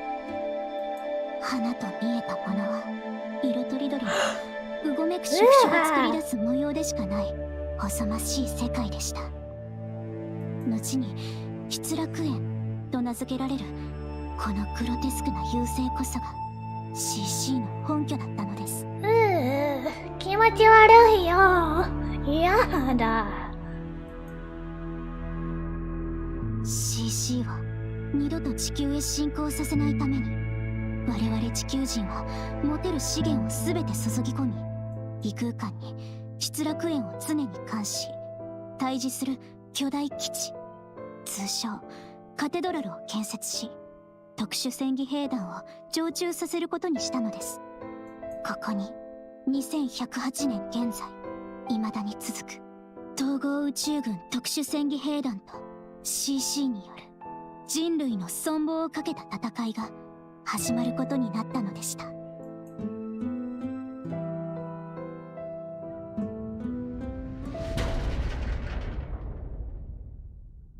Hey! What a fantastic story.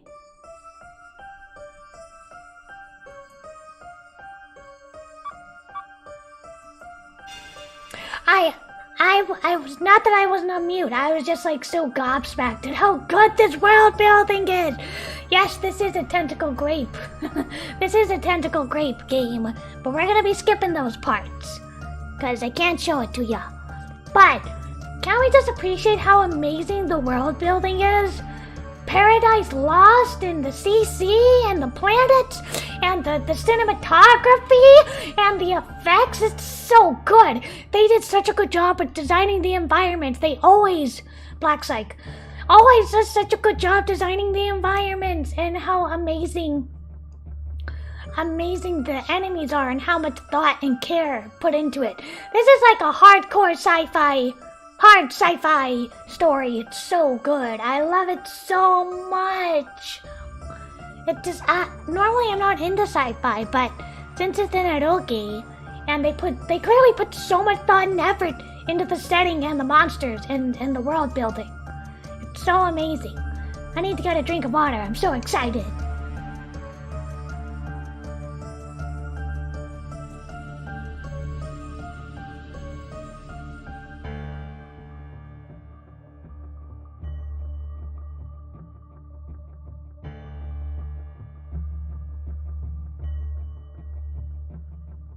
Wasn't that like the best introduction? Isn't it so cool? It was so dramatic and cinematic, and like you feel the stakes. You feel the high stakes in this. If she doesn't succeed, not only will she not come back alive anyway, but Earth is gonna be destroyed. Everybody is gonna die. Last year, 75 subjects, and 5 subjects were fined over a period of 1 year. 2 subjects were fined over a period of 2 years, and 1 subject were fined over a period of 3 years were fused. That makes a total of 456 subjects, and 34 subjects were fined over 1 year, 13 subjects were fined over 2 years, 4 subjects were fined over 3 years, and 1 subject were fined over 5 years, fused. This year, the plan is to send in 203 new subjects. The quality of subjects seems to be increasing yearly. This year's yield seems promising. What? Hold on a minute. What are the subjects? Are the subjects magical girls? Are they magical girls? Are you fusing them with the aliens? Oh my god.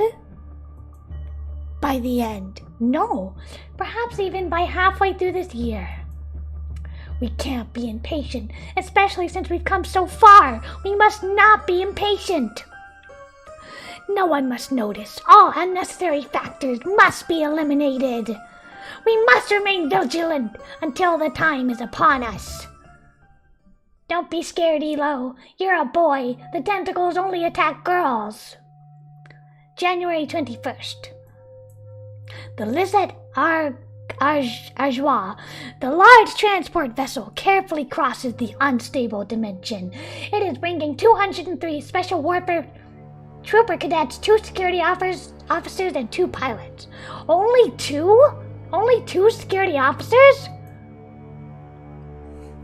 Gravity in this dimension is unstable, meaning its path is full of twists and turns.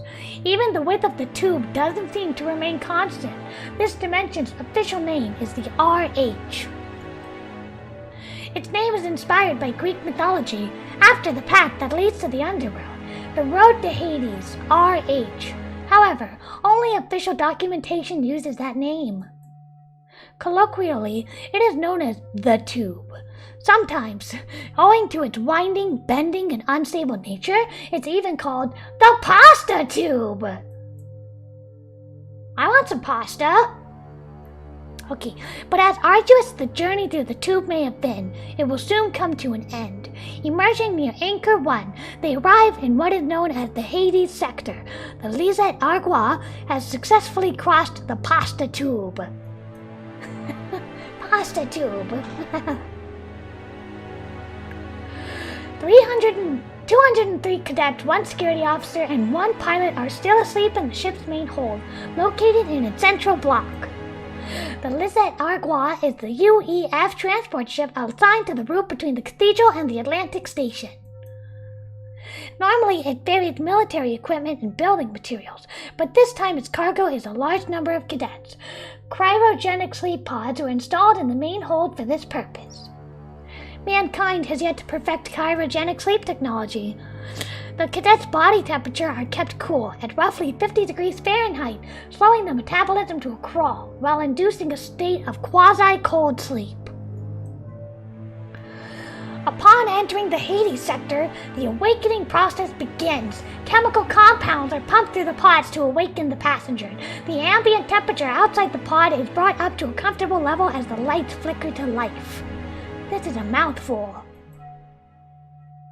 As the gigantic transport cargo ship is awoken, the ship begins to decelerate so that it can safely dock with the cathedral. The bow of the ship ignites with massive flames as its reverse thrusters activate. This massive expenditure of energy is needed to offset the ship's current forward momentum. The Lisette Argois continues to decelerate. In the distance, the red giant Projectio burns ominously. The cathedral, fixed in place by the main anchor, eventually comes into view. Its official name is the Main Base Against the CC, or the MBAC for short. However, everyone simply calls it the Cathedral, the fruit of mankind's collective efforts to build a massive base. It is their first and only line of defense against the CC. This massive base, Central Towers, was built with the main anchor as its foundation. The Central Tower serves as an axle, with 6 rings connected to it by spokes. Man, that looks so cool. It's like Gothic, but also sci-fi. Space Gothic. Within the Central Tower is the headquarters of the base's main force, the Special Warfare Trooper Corps. The surrounding wings serve as their quarters. The cathedral got its name because of how the central tower's shape resembles the steeples of a Gothic cathedral. The Lisette Argois reaches the docking bay built into the center without incident.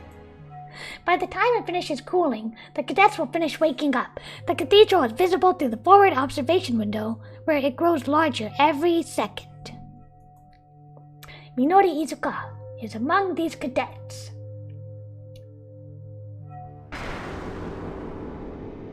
One minute later, the Lisette Argois successfully docks with the cathedral. 皆さん、遠路はるばるご苦労様でした。ついてきてください。I need water after talking so much. Hold on.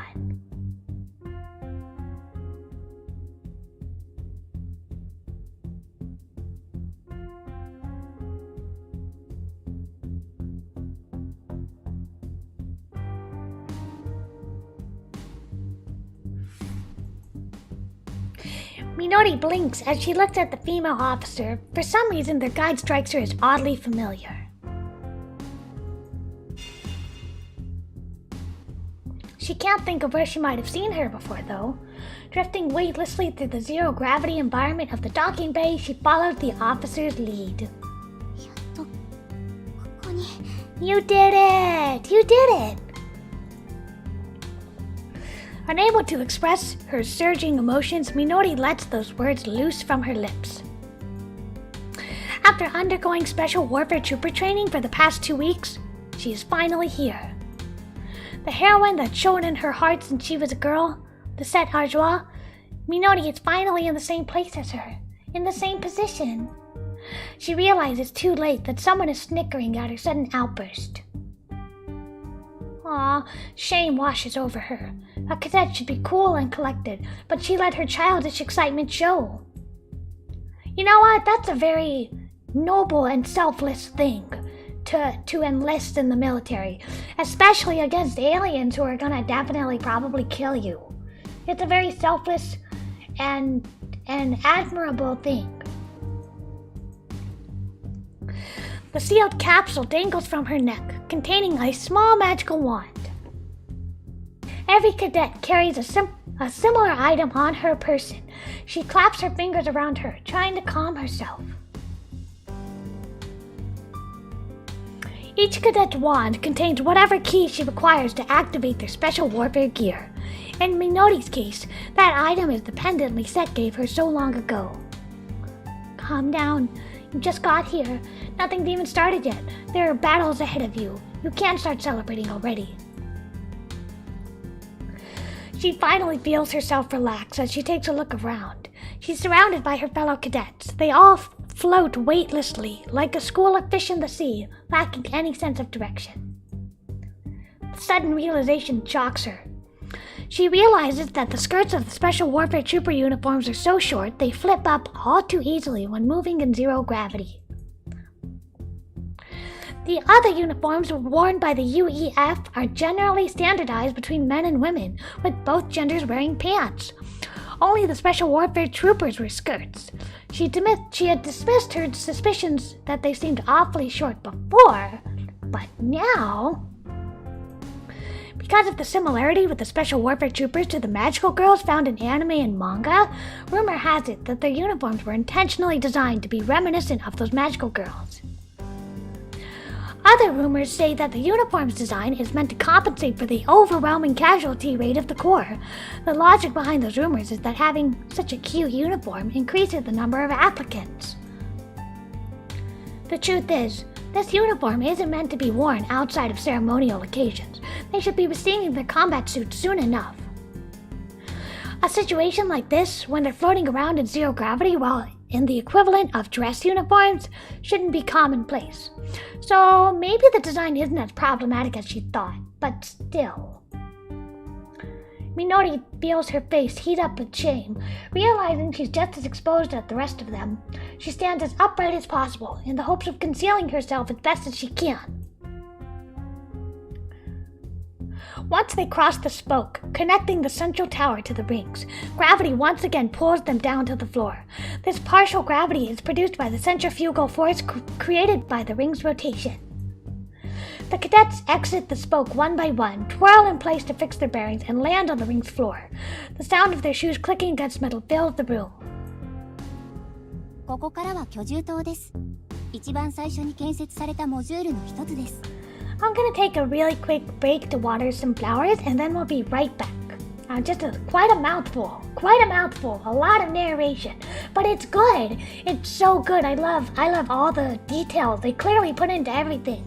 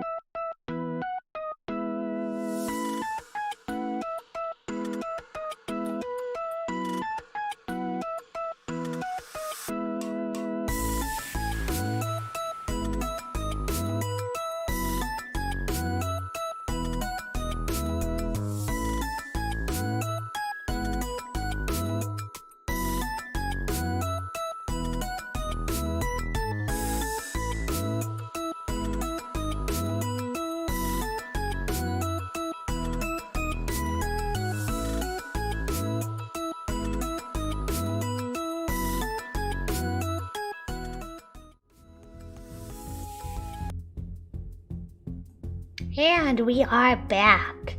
Do you guys feel like calamari right now? I feel like some calamari. Squid sounds delicious right now. In fact, hold on. In fact, let me bring something out.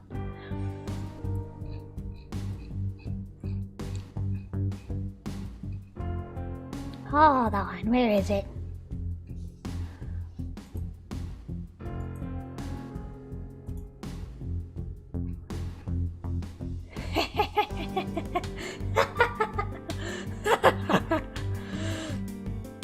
I'm just gonna leave these here. I'm gonna leave these here for no particular reason. I'm gonna leave these here for no special reason. No special reason at all. There. Okay.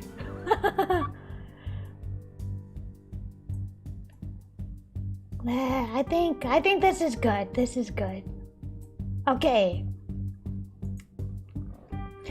Indeed, unlike the spokes, it has the feel of a place that has had people living in it for quite some time. Built over 8 years ago, it lacks any feeling of sterility, much in the same unique way an inhabited home does. Lisette herself must have walked here at some point. She would have walked down these corridors with her idiosyncratic skip-like steps. Just the thought is enough to make Minori's heart tingle with excitement. あなた方候補生はここに基本3人部屋で住んでもらうことになります。 The many doors lining the hallway all likely lead to dormitories. Could it be possible that they'll share a room with Lisette? Or even just have the room right beside hers? I think Lisette would probably be retired by now, right? それから皆さんには少し残念なお知らせもあります。あのリゼットをはじめとする2年以上駐留しているメンバーは別棟に住んでいます。当面行き来はできないのでそのつもりで。Man! A light sense of disappointment washes over Minori. Quite a few of the other cadets seem to feel the same way at the sound of heaving sighs fill the air. Minori then scolds herself. She's not some kind of clingy fan who came to gawk at Lisette. Her thoughts may make it seem that way, but she's first and foremost a soldier. では本部棟へ案内します。 We passed through the spoke once again, exiting the ring and returning to the central tower. ここがオペレーションルーム、最前線基地であるカテドラルの中枢です。 This is a tentacle game, okay? The female officer points to the nearest seat from the screen. キニスン司令はそこにいつも座ってらっしゃいます。 Although the chair is placed slightly higher in the room, it is otherwise no different than any of the other seats. Despite its humble appearance, the sight makes all the cadets, Minori included, let out a sigh of admiration. So that is where the renowned commander sits. Commander Kinnison, Rupert Kinnison. While Lisette Argois is the heroine of the battlefield, Commander Kinnison is also a hero in his own right. He is the brilliant man who founded the Special Warfare Trooper Corps. They know him as a man of action, the first to recognize the capabilities of the Special Warfare Troopers. He personally convinced the leaders of the world to send them to the battlefield, even when that meant twisting their arms to do so in the middle of the lunar orbit battle. After that, he saw the establishment of the Special Warfare Trooper Corps and the construction of the cathedral. It was his transcendent leadership skills and the political prowess that allowed him to accomplish those things. In his own way, he is just as much a hero as Lisette. They all know him as a man of steel who will pay any price and make any sacrifice necessary to exterminate the CC. キニスン司令は有能かつ立派な指揮官で、私も深く尊敬しています。ですが、Oh. She looked around the cadets before continuing. ここにいる新任の皆さんは女性だけです。男性は一人もおりません。それはなぜだかわかりますか？ No. キニスン司令は男性。このオペレーションルームで働くのも私を除けば男性ばかりです。まるでこの基地は男性が仕切っているように思うかもしれません。Misogyny! Power abuse! ですが、それ以外の男性士官たちの任務はといえば、基地の維持管理、デブリの除去など、ほとんど基地周囲の中域より遠くへ行くことはありません。それらの任務はそれはそれで重要な任務です。戦いに必要です。ですがほとんど戦死者も出ません。去年はゼロでした。ですから今ここにいる新任の皆さんは女性だけなのです。そしてこのオペレーションルームで指揮する方々もあなた方女性がいなければ戦うことなんてできないのです。Some of you may die, but that's a sacrifice I am willing to make. Exactly, that was my thought. If he's willing to sacrifice anything, then you're on the chopping block. But that's a nice sentiment, though, that the men in charge would be useless without the women working behind the scenes. ここの主役はあなたたち、特殊戦技を駆使する特殊戦技兵団の女性たちなのです。そのことを常に忘れないでください。主役は私たちなのだと。We're the true stars of this show. The sentiment makes the cadets' heart race. As much as the hero is Commander Kidisonez, they're the real heroines of this story. An elated mood spreads among the cadets. Not for long. The female officer gives them all a satisfied smile. では次は出撃ポートへ案内しましょう。I don't know. I feel like they're getting their hopes up. All men and very few women?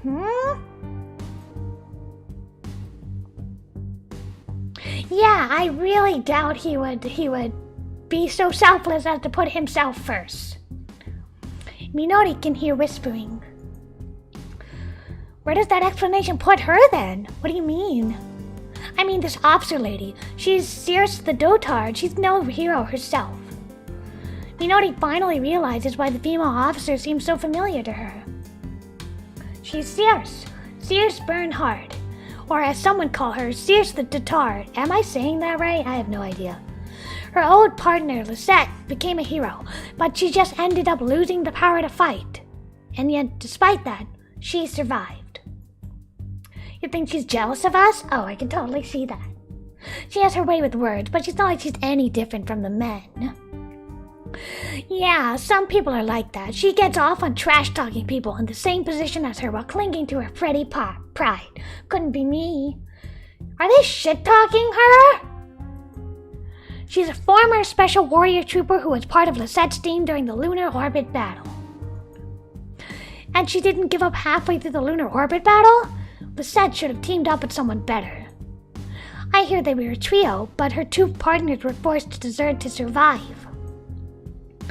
That's an urban legend. Fake news. Didn't her third member die?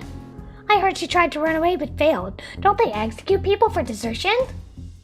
Yeah, I hope that's not true. I don't want to think of one of Lisette's partners was a coward. I told you, it was just urban legend. I've seen footage of the three of them flying together though. Yeah, fake footage. I mean, the third one deserted in the middle of battle, so they struck her off the records. Wow, Minori remembers that the other two special warrior troopers were also present when Lisette saved her. One of them was Circe, and the other one was the deserter? This isn't the first time Minori has tried to research what happened back then, but the names of Lisette's comrades aren't in the military records. Are her memories incorrect about there being 3 people who rescued her? Well, either way, the part about Circe the dotard being alive to this day very day must be true. Isn't she ashamed of herself? I mean, with this kind of bad reputation, she has to stay in the army. What other choice does she have? Hearing the slander of Circe strikes Minori as awfully unpleasant. As vague as Minori's memories are from back then, Circe was still part of Lisette's team. She fought in battle and helped save Minori's life. Still, Minori can't help but pity Circe. Despite being Lisette's partner, Circe couldn't follow in her footsteps. All she could do is watch from the sideline as her friend blossoms and flourishes. Minori tells herself that she won't meet such a fate.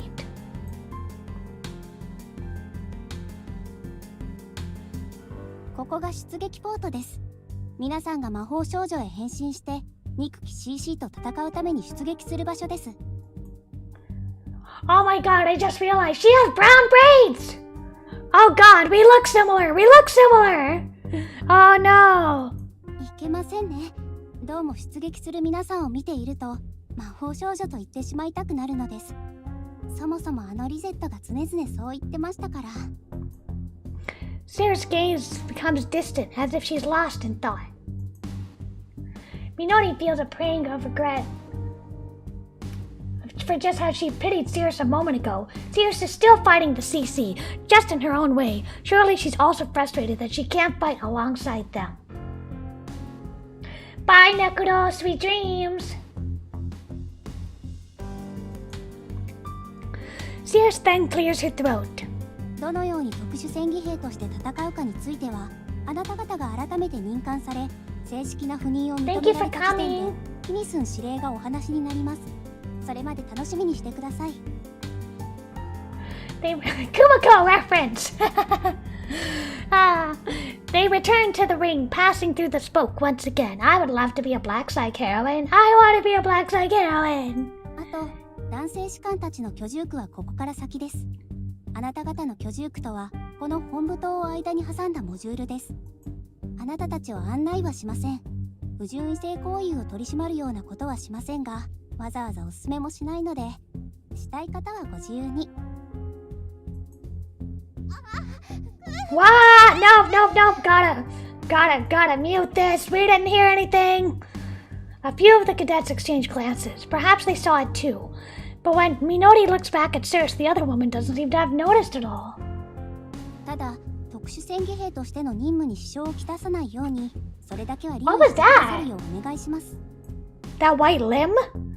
The strange noise and the white thing are all gone. Aw, okay. Bye, Elo. Thanks for coming. I don't know how much more we'll go, but I at least want to get until the transformation. Bye, Elo. Bye. ここが Oh, that's cool. 昔の軍隊で言えば守護です。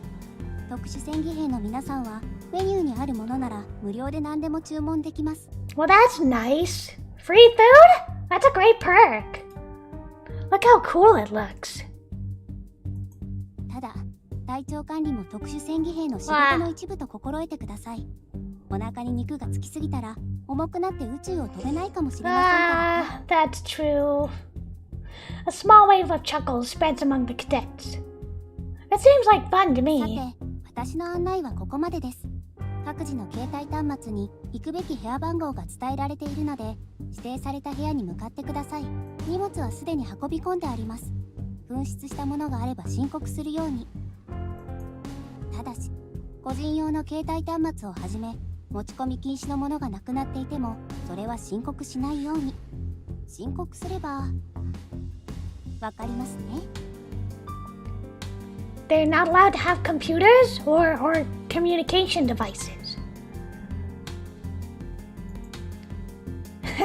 Sirius grinned at them, but the smile doesn't extend to her eyes. 後で集合の知らせがかかると思いますので、気にかけておいてください。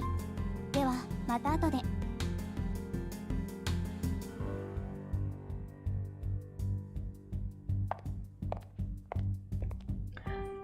The portable terminals used by the civilian public are forbidden here. Instead, the cadets have been issued specialized terminals shaped like thin cards. Baby Kuma? I am baby? Hold on. I am baby? Hold on. Hold on. Am I the Bab? Am I the Bab?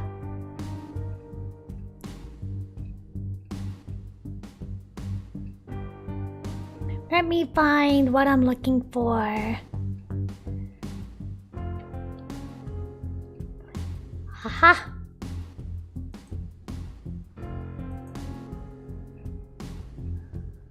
No, hold on.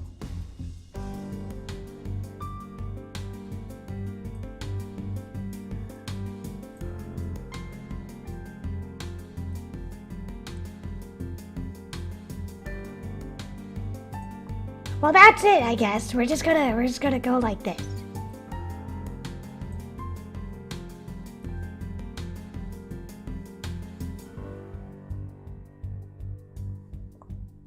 I think that's good enough. Yeah, okay. The terminals are far simpler than consumer model. They're incapable of calling each other, as they're meant solely for receiving orders. They don't want them talking amongst each other.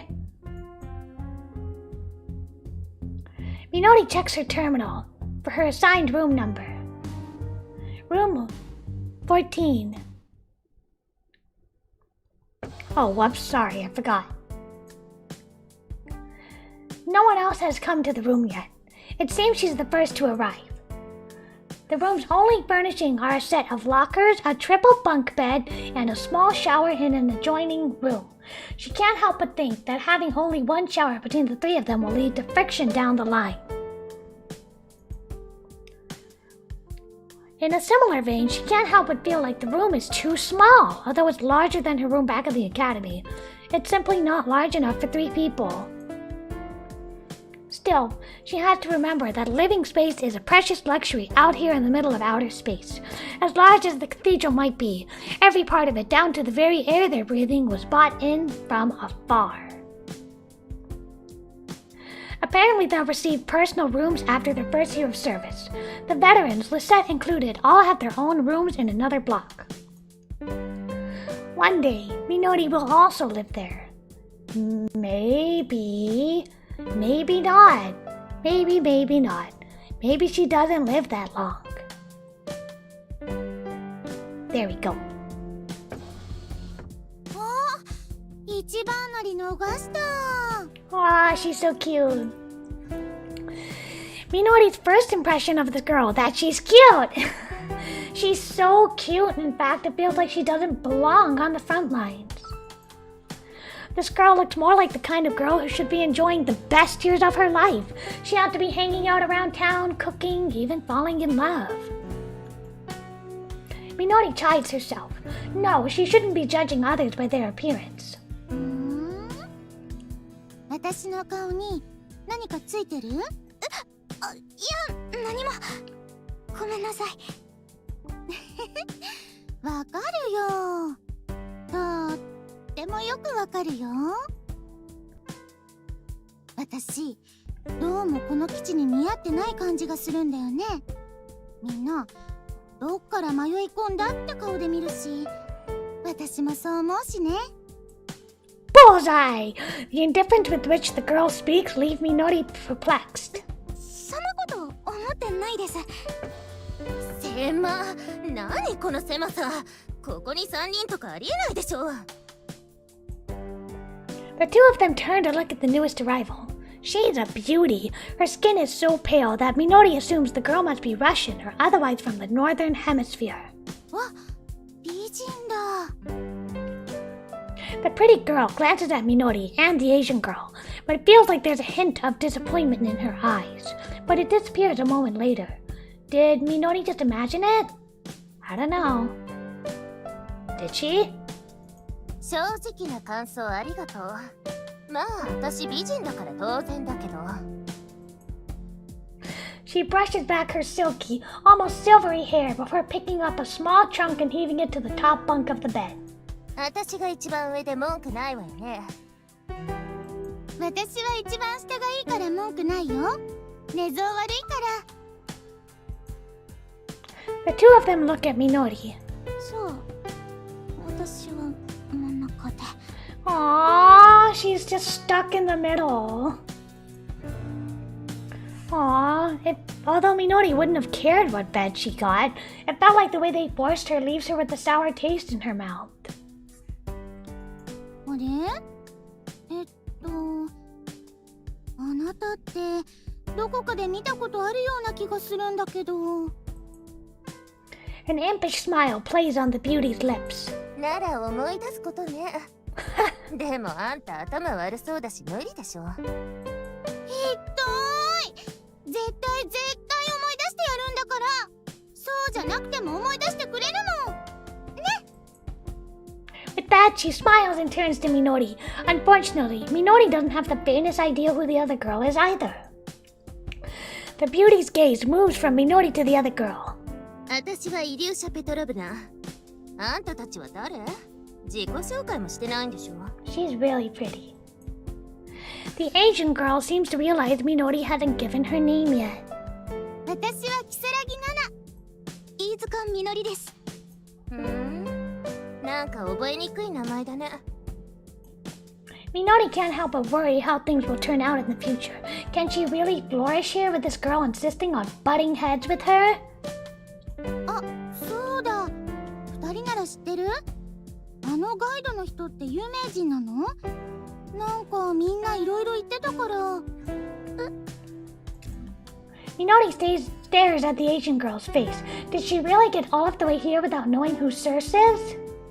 Minori's anxiety deepens. Can't she get along with this girl? This feels like they live in different worlds. 知ってて当然って目をされた。そりゃ知ってて当然だから。かの有名な死に損ないのキルケだもの。死に損ないなんて失礼だよ。特殊戦技兵の能力がなくなっても最前線に居続けているんだよ。それでも戦い続けてるんだよ。すごいことだよ。She also saved Minori's life, just like Lisette. She was Lisette's first partner, or at least one of them. 良識ある発言ありがとうございます。でもさ、あの人なんかうさんくさい感じがしたけどね。うさんくさい？だいたいね、初対面のあたしらをいきなりあんたが主役みたいに持ち上げるやつは信頼できないね。あれって毎年言ってるんじゃないの？Minori falls silent. She knows that some people might be insincere in that way, but hearing such accusations leveled at someone who fought together with Lisette rubs her the wrong way. Hi, Huaran. Thank you for coming.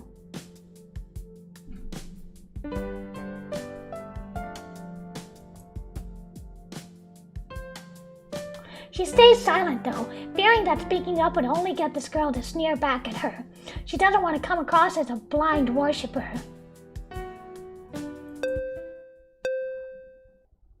But then, the speakers on the wall crackle to life. 特殊戦技兵候補生は封入スティックを身につけ、機密服を着用し、地球出撃ポートへ集合してください。Uh-oh. Okay, let's get ready. 特殊戦技兵候補生は封入スティックを身につけ、機密服を着用し、地球出撃ポートへ集合してください。The three of them exchange glances. 何かな？基地に来た記念のペナントでもくれるのかな？ Oh, I guess I don't need them yet. なわけないでしょ。あんた観光にでも来たつもり？ Minori isn't particularly good with social situations, so even after one round of introductions, she struggles to attach the girls' names to their faces. Butting into a conversation between two strangers is beyond her. She focuses on doing what she has to do as she promptly opens the locker and opens the vinyl bag containing the spacesuit inside. Here we go. However, something makes her hand stop. The logo on the bag. It belongs to a company affiliated with a major conglomerate. The conglomerate is owned by Mitsuomi's family. She shakes her head and pulls herself together before handing the other two their spacesuits. Maybe it's a briefing? お偉いさんは演説とか好きだものね。ま、考えてもしょうがないでしょ。軍隊なんだし、命令に従っておくしか。The Russian girl accepts the bag from Minori and casually tears it open. I know they're gonna change soon. I'm gonna put this up just in case. 新品の服とかってビニール破るときワクワクするよね。これもしかして魔法少女コスかな？ You think this is a magical girl costume? Let me lift this up just a moment.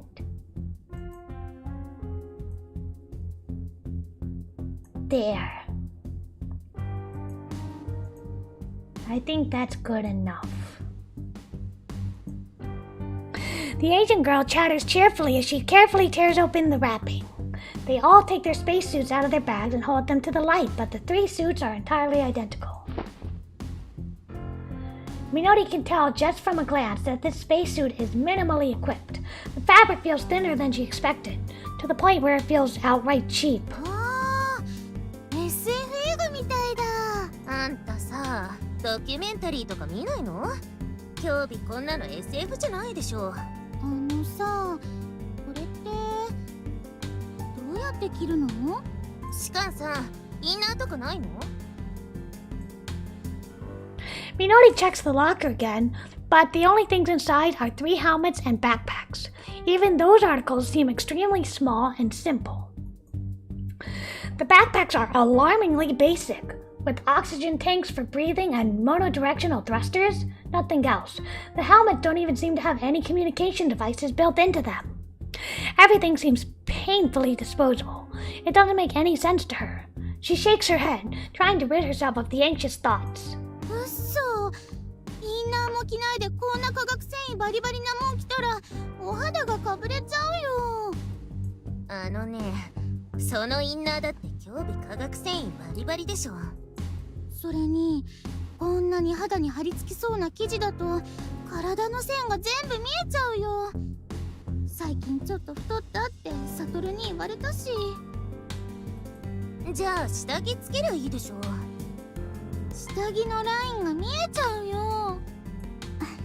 大丈夫だと思うよ。こう見えても機密服だから、照らされてるところと影のところの温度を一定にするように循環機能が入ってるだろうしね。見た目より暑いよ。But even as she says this, Minori can't help but shake the sneaking suspicion that this shoddy, minimally equipped spacesuit doesn't have something as essential as a circulation system.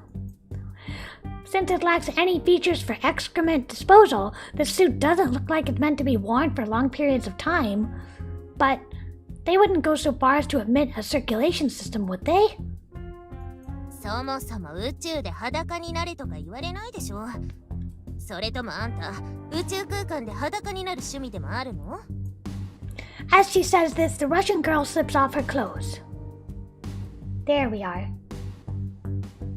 Let's go down here.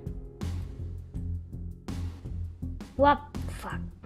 Heck, I think this is good enough. Sorry, this is what we have to do. We're just gonna leave it like here. Her body is beautiful. The bust size isn't much different from Minori, but she's a head taller and superior in every category. Proud, perky breasts, an oblong, well-shaped navel. Even her crotch is clean, smooth, and pretty. あるわけないじゃん。もう。でも、こんな格好したらサトルどう思うだろう。結構燃えちゃったりするかな。I don't know.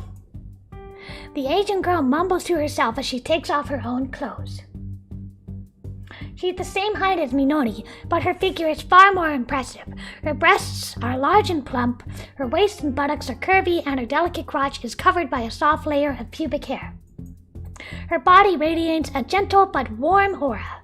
Her body impresses in every way that Minori's doesn't. She can't help but envy her roommates' bodies. Each of them is lovely and beautiful in her own way. Even when naked, they can at least take pride in their bodies. If this were a hand-to-hand sparring session, Minori, who went through basic training at the military academy, could likely overwhelm them, but that thought hardly comforts her at night. Minori squats in one corner of the room and turns her back as she takes off her clothes. When her gaze falls upon her own naked limbs, she only thinks of herself as unsightly. The room's lighting casts dark shadows over her skin and nipples. Her pubic hair seems so much dirtier and uglier than that of the other girls. It only makes Minori feel even more wretched and ugly. Aww. When trying to hide in the corner to the best of her ability, she hastily puts on the spacesuit, leaving the encased wand hanging around her neck. She feels like a thief, trying to avoid detection. リュウシャちゃんが迷うなんて思わなかったよ。うるさいわね。私でも苦手なことはあるの。そもそも迷ってないし、まだ把握してないだけなんだから。Although not all of the cadets have arrived yet, the deployment point is already crowded with people. Minori thinks to herself that with this many special warfare troopers, wiping out the CC should be entirely possible. But she thinks a little more about it though. There must be this many cadets arriving every year, yet the CC remains at large. The enemy is simply that powerful. She chides herself for her naivety. She is a warrior. So long as she helps and fights the war effort, she can ultimately take pride in herself. It doesn't take much longer for the rest of the cadets to arrive. これから機密服の試験を行います。全員バックパックとヘルメットを装着してください。前後左右の人でバックパックの相互チェックを行ってください。Behind them, the door to the deployment port shuts with a solemn, ominous sound. Minori feels a bit let down. Managing one spacesuit is a matter of life and death, for sure, but she didn't expect this to be the topic of the first assembly. It's not worth complaining about, though, although this might just be the preparation for some kind of ceremony all the rookies go through at the base. She's aware that a lot of the organizations, military units, and sports teams included have initiation rituals. The cadets, Minori included, help each other put on their backpack and helmets. Minori's field of vision through the visor comes tinged with blue due to the visor's radiation-blocking coating. She checks that the girls around her have their suits put on correctly. In front of her is an African girl. To the right of her is her Asian roommate. To the left of her is a Caucasian girl. And behind her is Lucia. None of their suits have any problems. では今から出撃ポートのエアロックを開放します。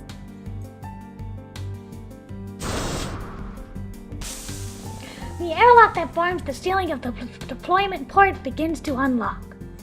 Once the mechanical sounds cease, their ears are filled by the sound of the air rapidly draining from the room. Minori operates the control box on the suit's chest piece to open the valve for her air pump when... It happened so suddenly. A foul odor hits her nose, clouding her mind with an odd sense of fatigue. She immediately tried to close the air valve again, but it seems to have locked in place. All around her, she sees cadets rushing to the locked door leading back to the station before collapsing, sinking to the floor where they stand, or falling unconscious on their feet. Something awful is happening. Oh no! Minori desperately tries to remain standing despite her shaking legs and drowsiness, but she ends up on her knees before she knows it. It can't be an accident that all of the cadets' backpacks are malfunctioning at once. Is this how the new cadets are greeted here, or are the CC behind this? She soon falls to her hands and knees. It doesn't take long before she can no longer resist, sinking to the deployment port's floor. The moment her helmet hits the floor, her consciousness fades to black. Hey! I think that's a good stopping point.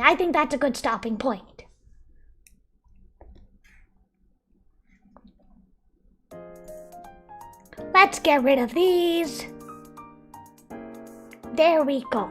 So, some gruesome things ahead for our poor heroine Minori. I guess you'll have to play it for yourself if you want to see any more than that. But it's really a good game. I highly recommend it. Thank you everybody for coming. I really appreciated all of you spending time with me today. Today is day 5, so we have exactly 46 hours to go. 46 hours to go. Hopefully we'll get a little further along in our progress. Aw, you don't like space tentacles? Well, maybe this was the wrong stream for you today then. But I really enjoyed it. I had so much fun. Once again, I hope you all at least enjoyed the world building or the atmosphere. So, thank you for tuning in, and I hope to see you tomorrow. I hope we get a little further along on our goal. I don't think anything has changed. Let me check really quickly. Nope, everything is still the same. Okay, thank you all for tuning in, and I hope you had a fun time. Thank you, Roger. I did do a good job, didn't I? That was a mouthful. A lot of exposition to say. A lot of exposition. Thank you, Alonzo. I'm glad you had fun. I didn't censor it exactly all the way, so I'm gonna have to blur it later on in editing. But it's a really fun game. I highly recommend it. I think it's about $30, $40 on Just USA. Please support the game. If you support it, maybe we'll get the sequel. Okay, alright. I'm glad you all had fun, even if it wasn't your favorite genre. Thank you, Roger. Thank you, Alonzo, Huron, Ijitsu, Duck, Hilo, everybody who came.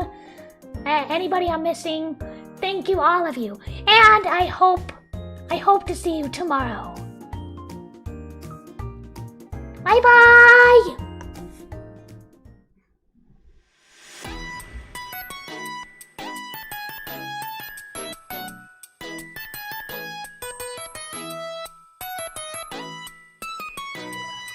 Thank you.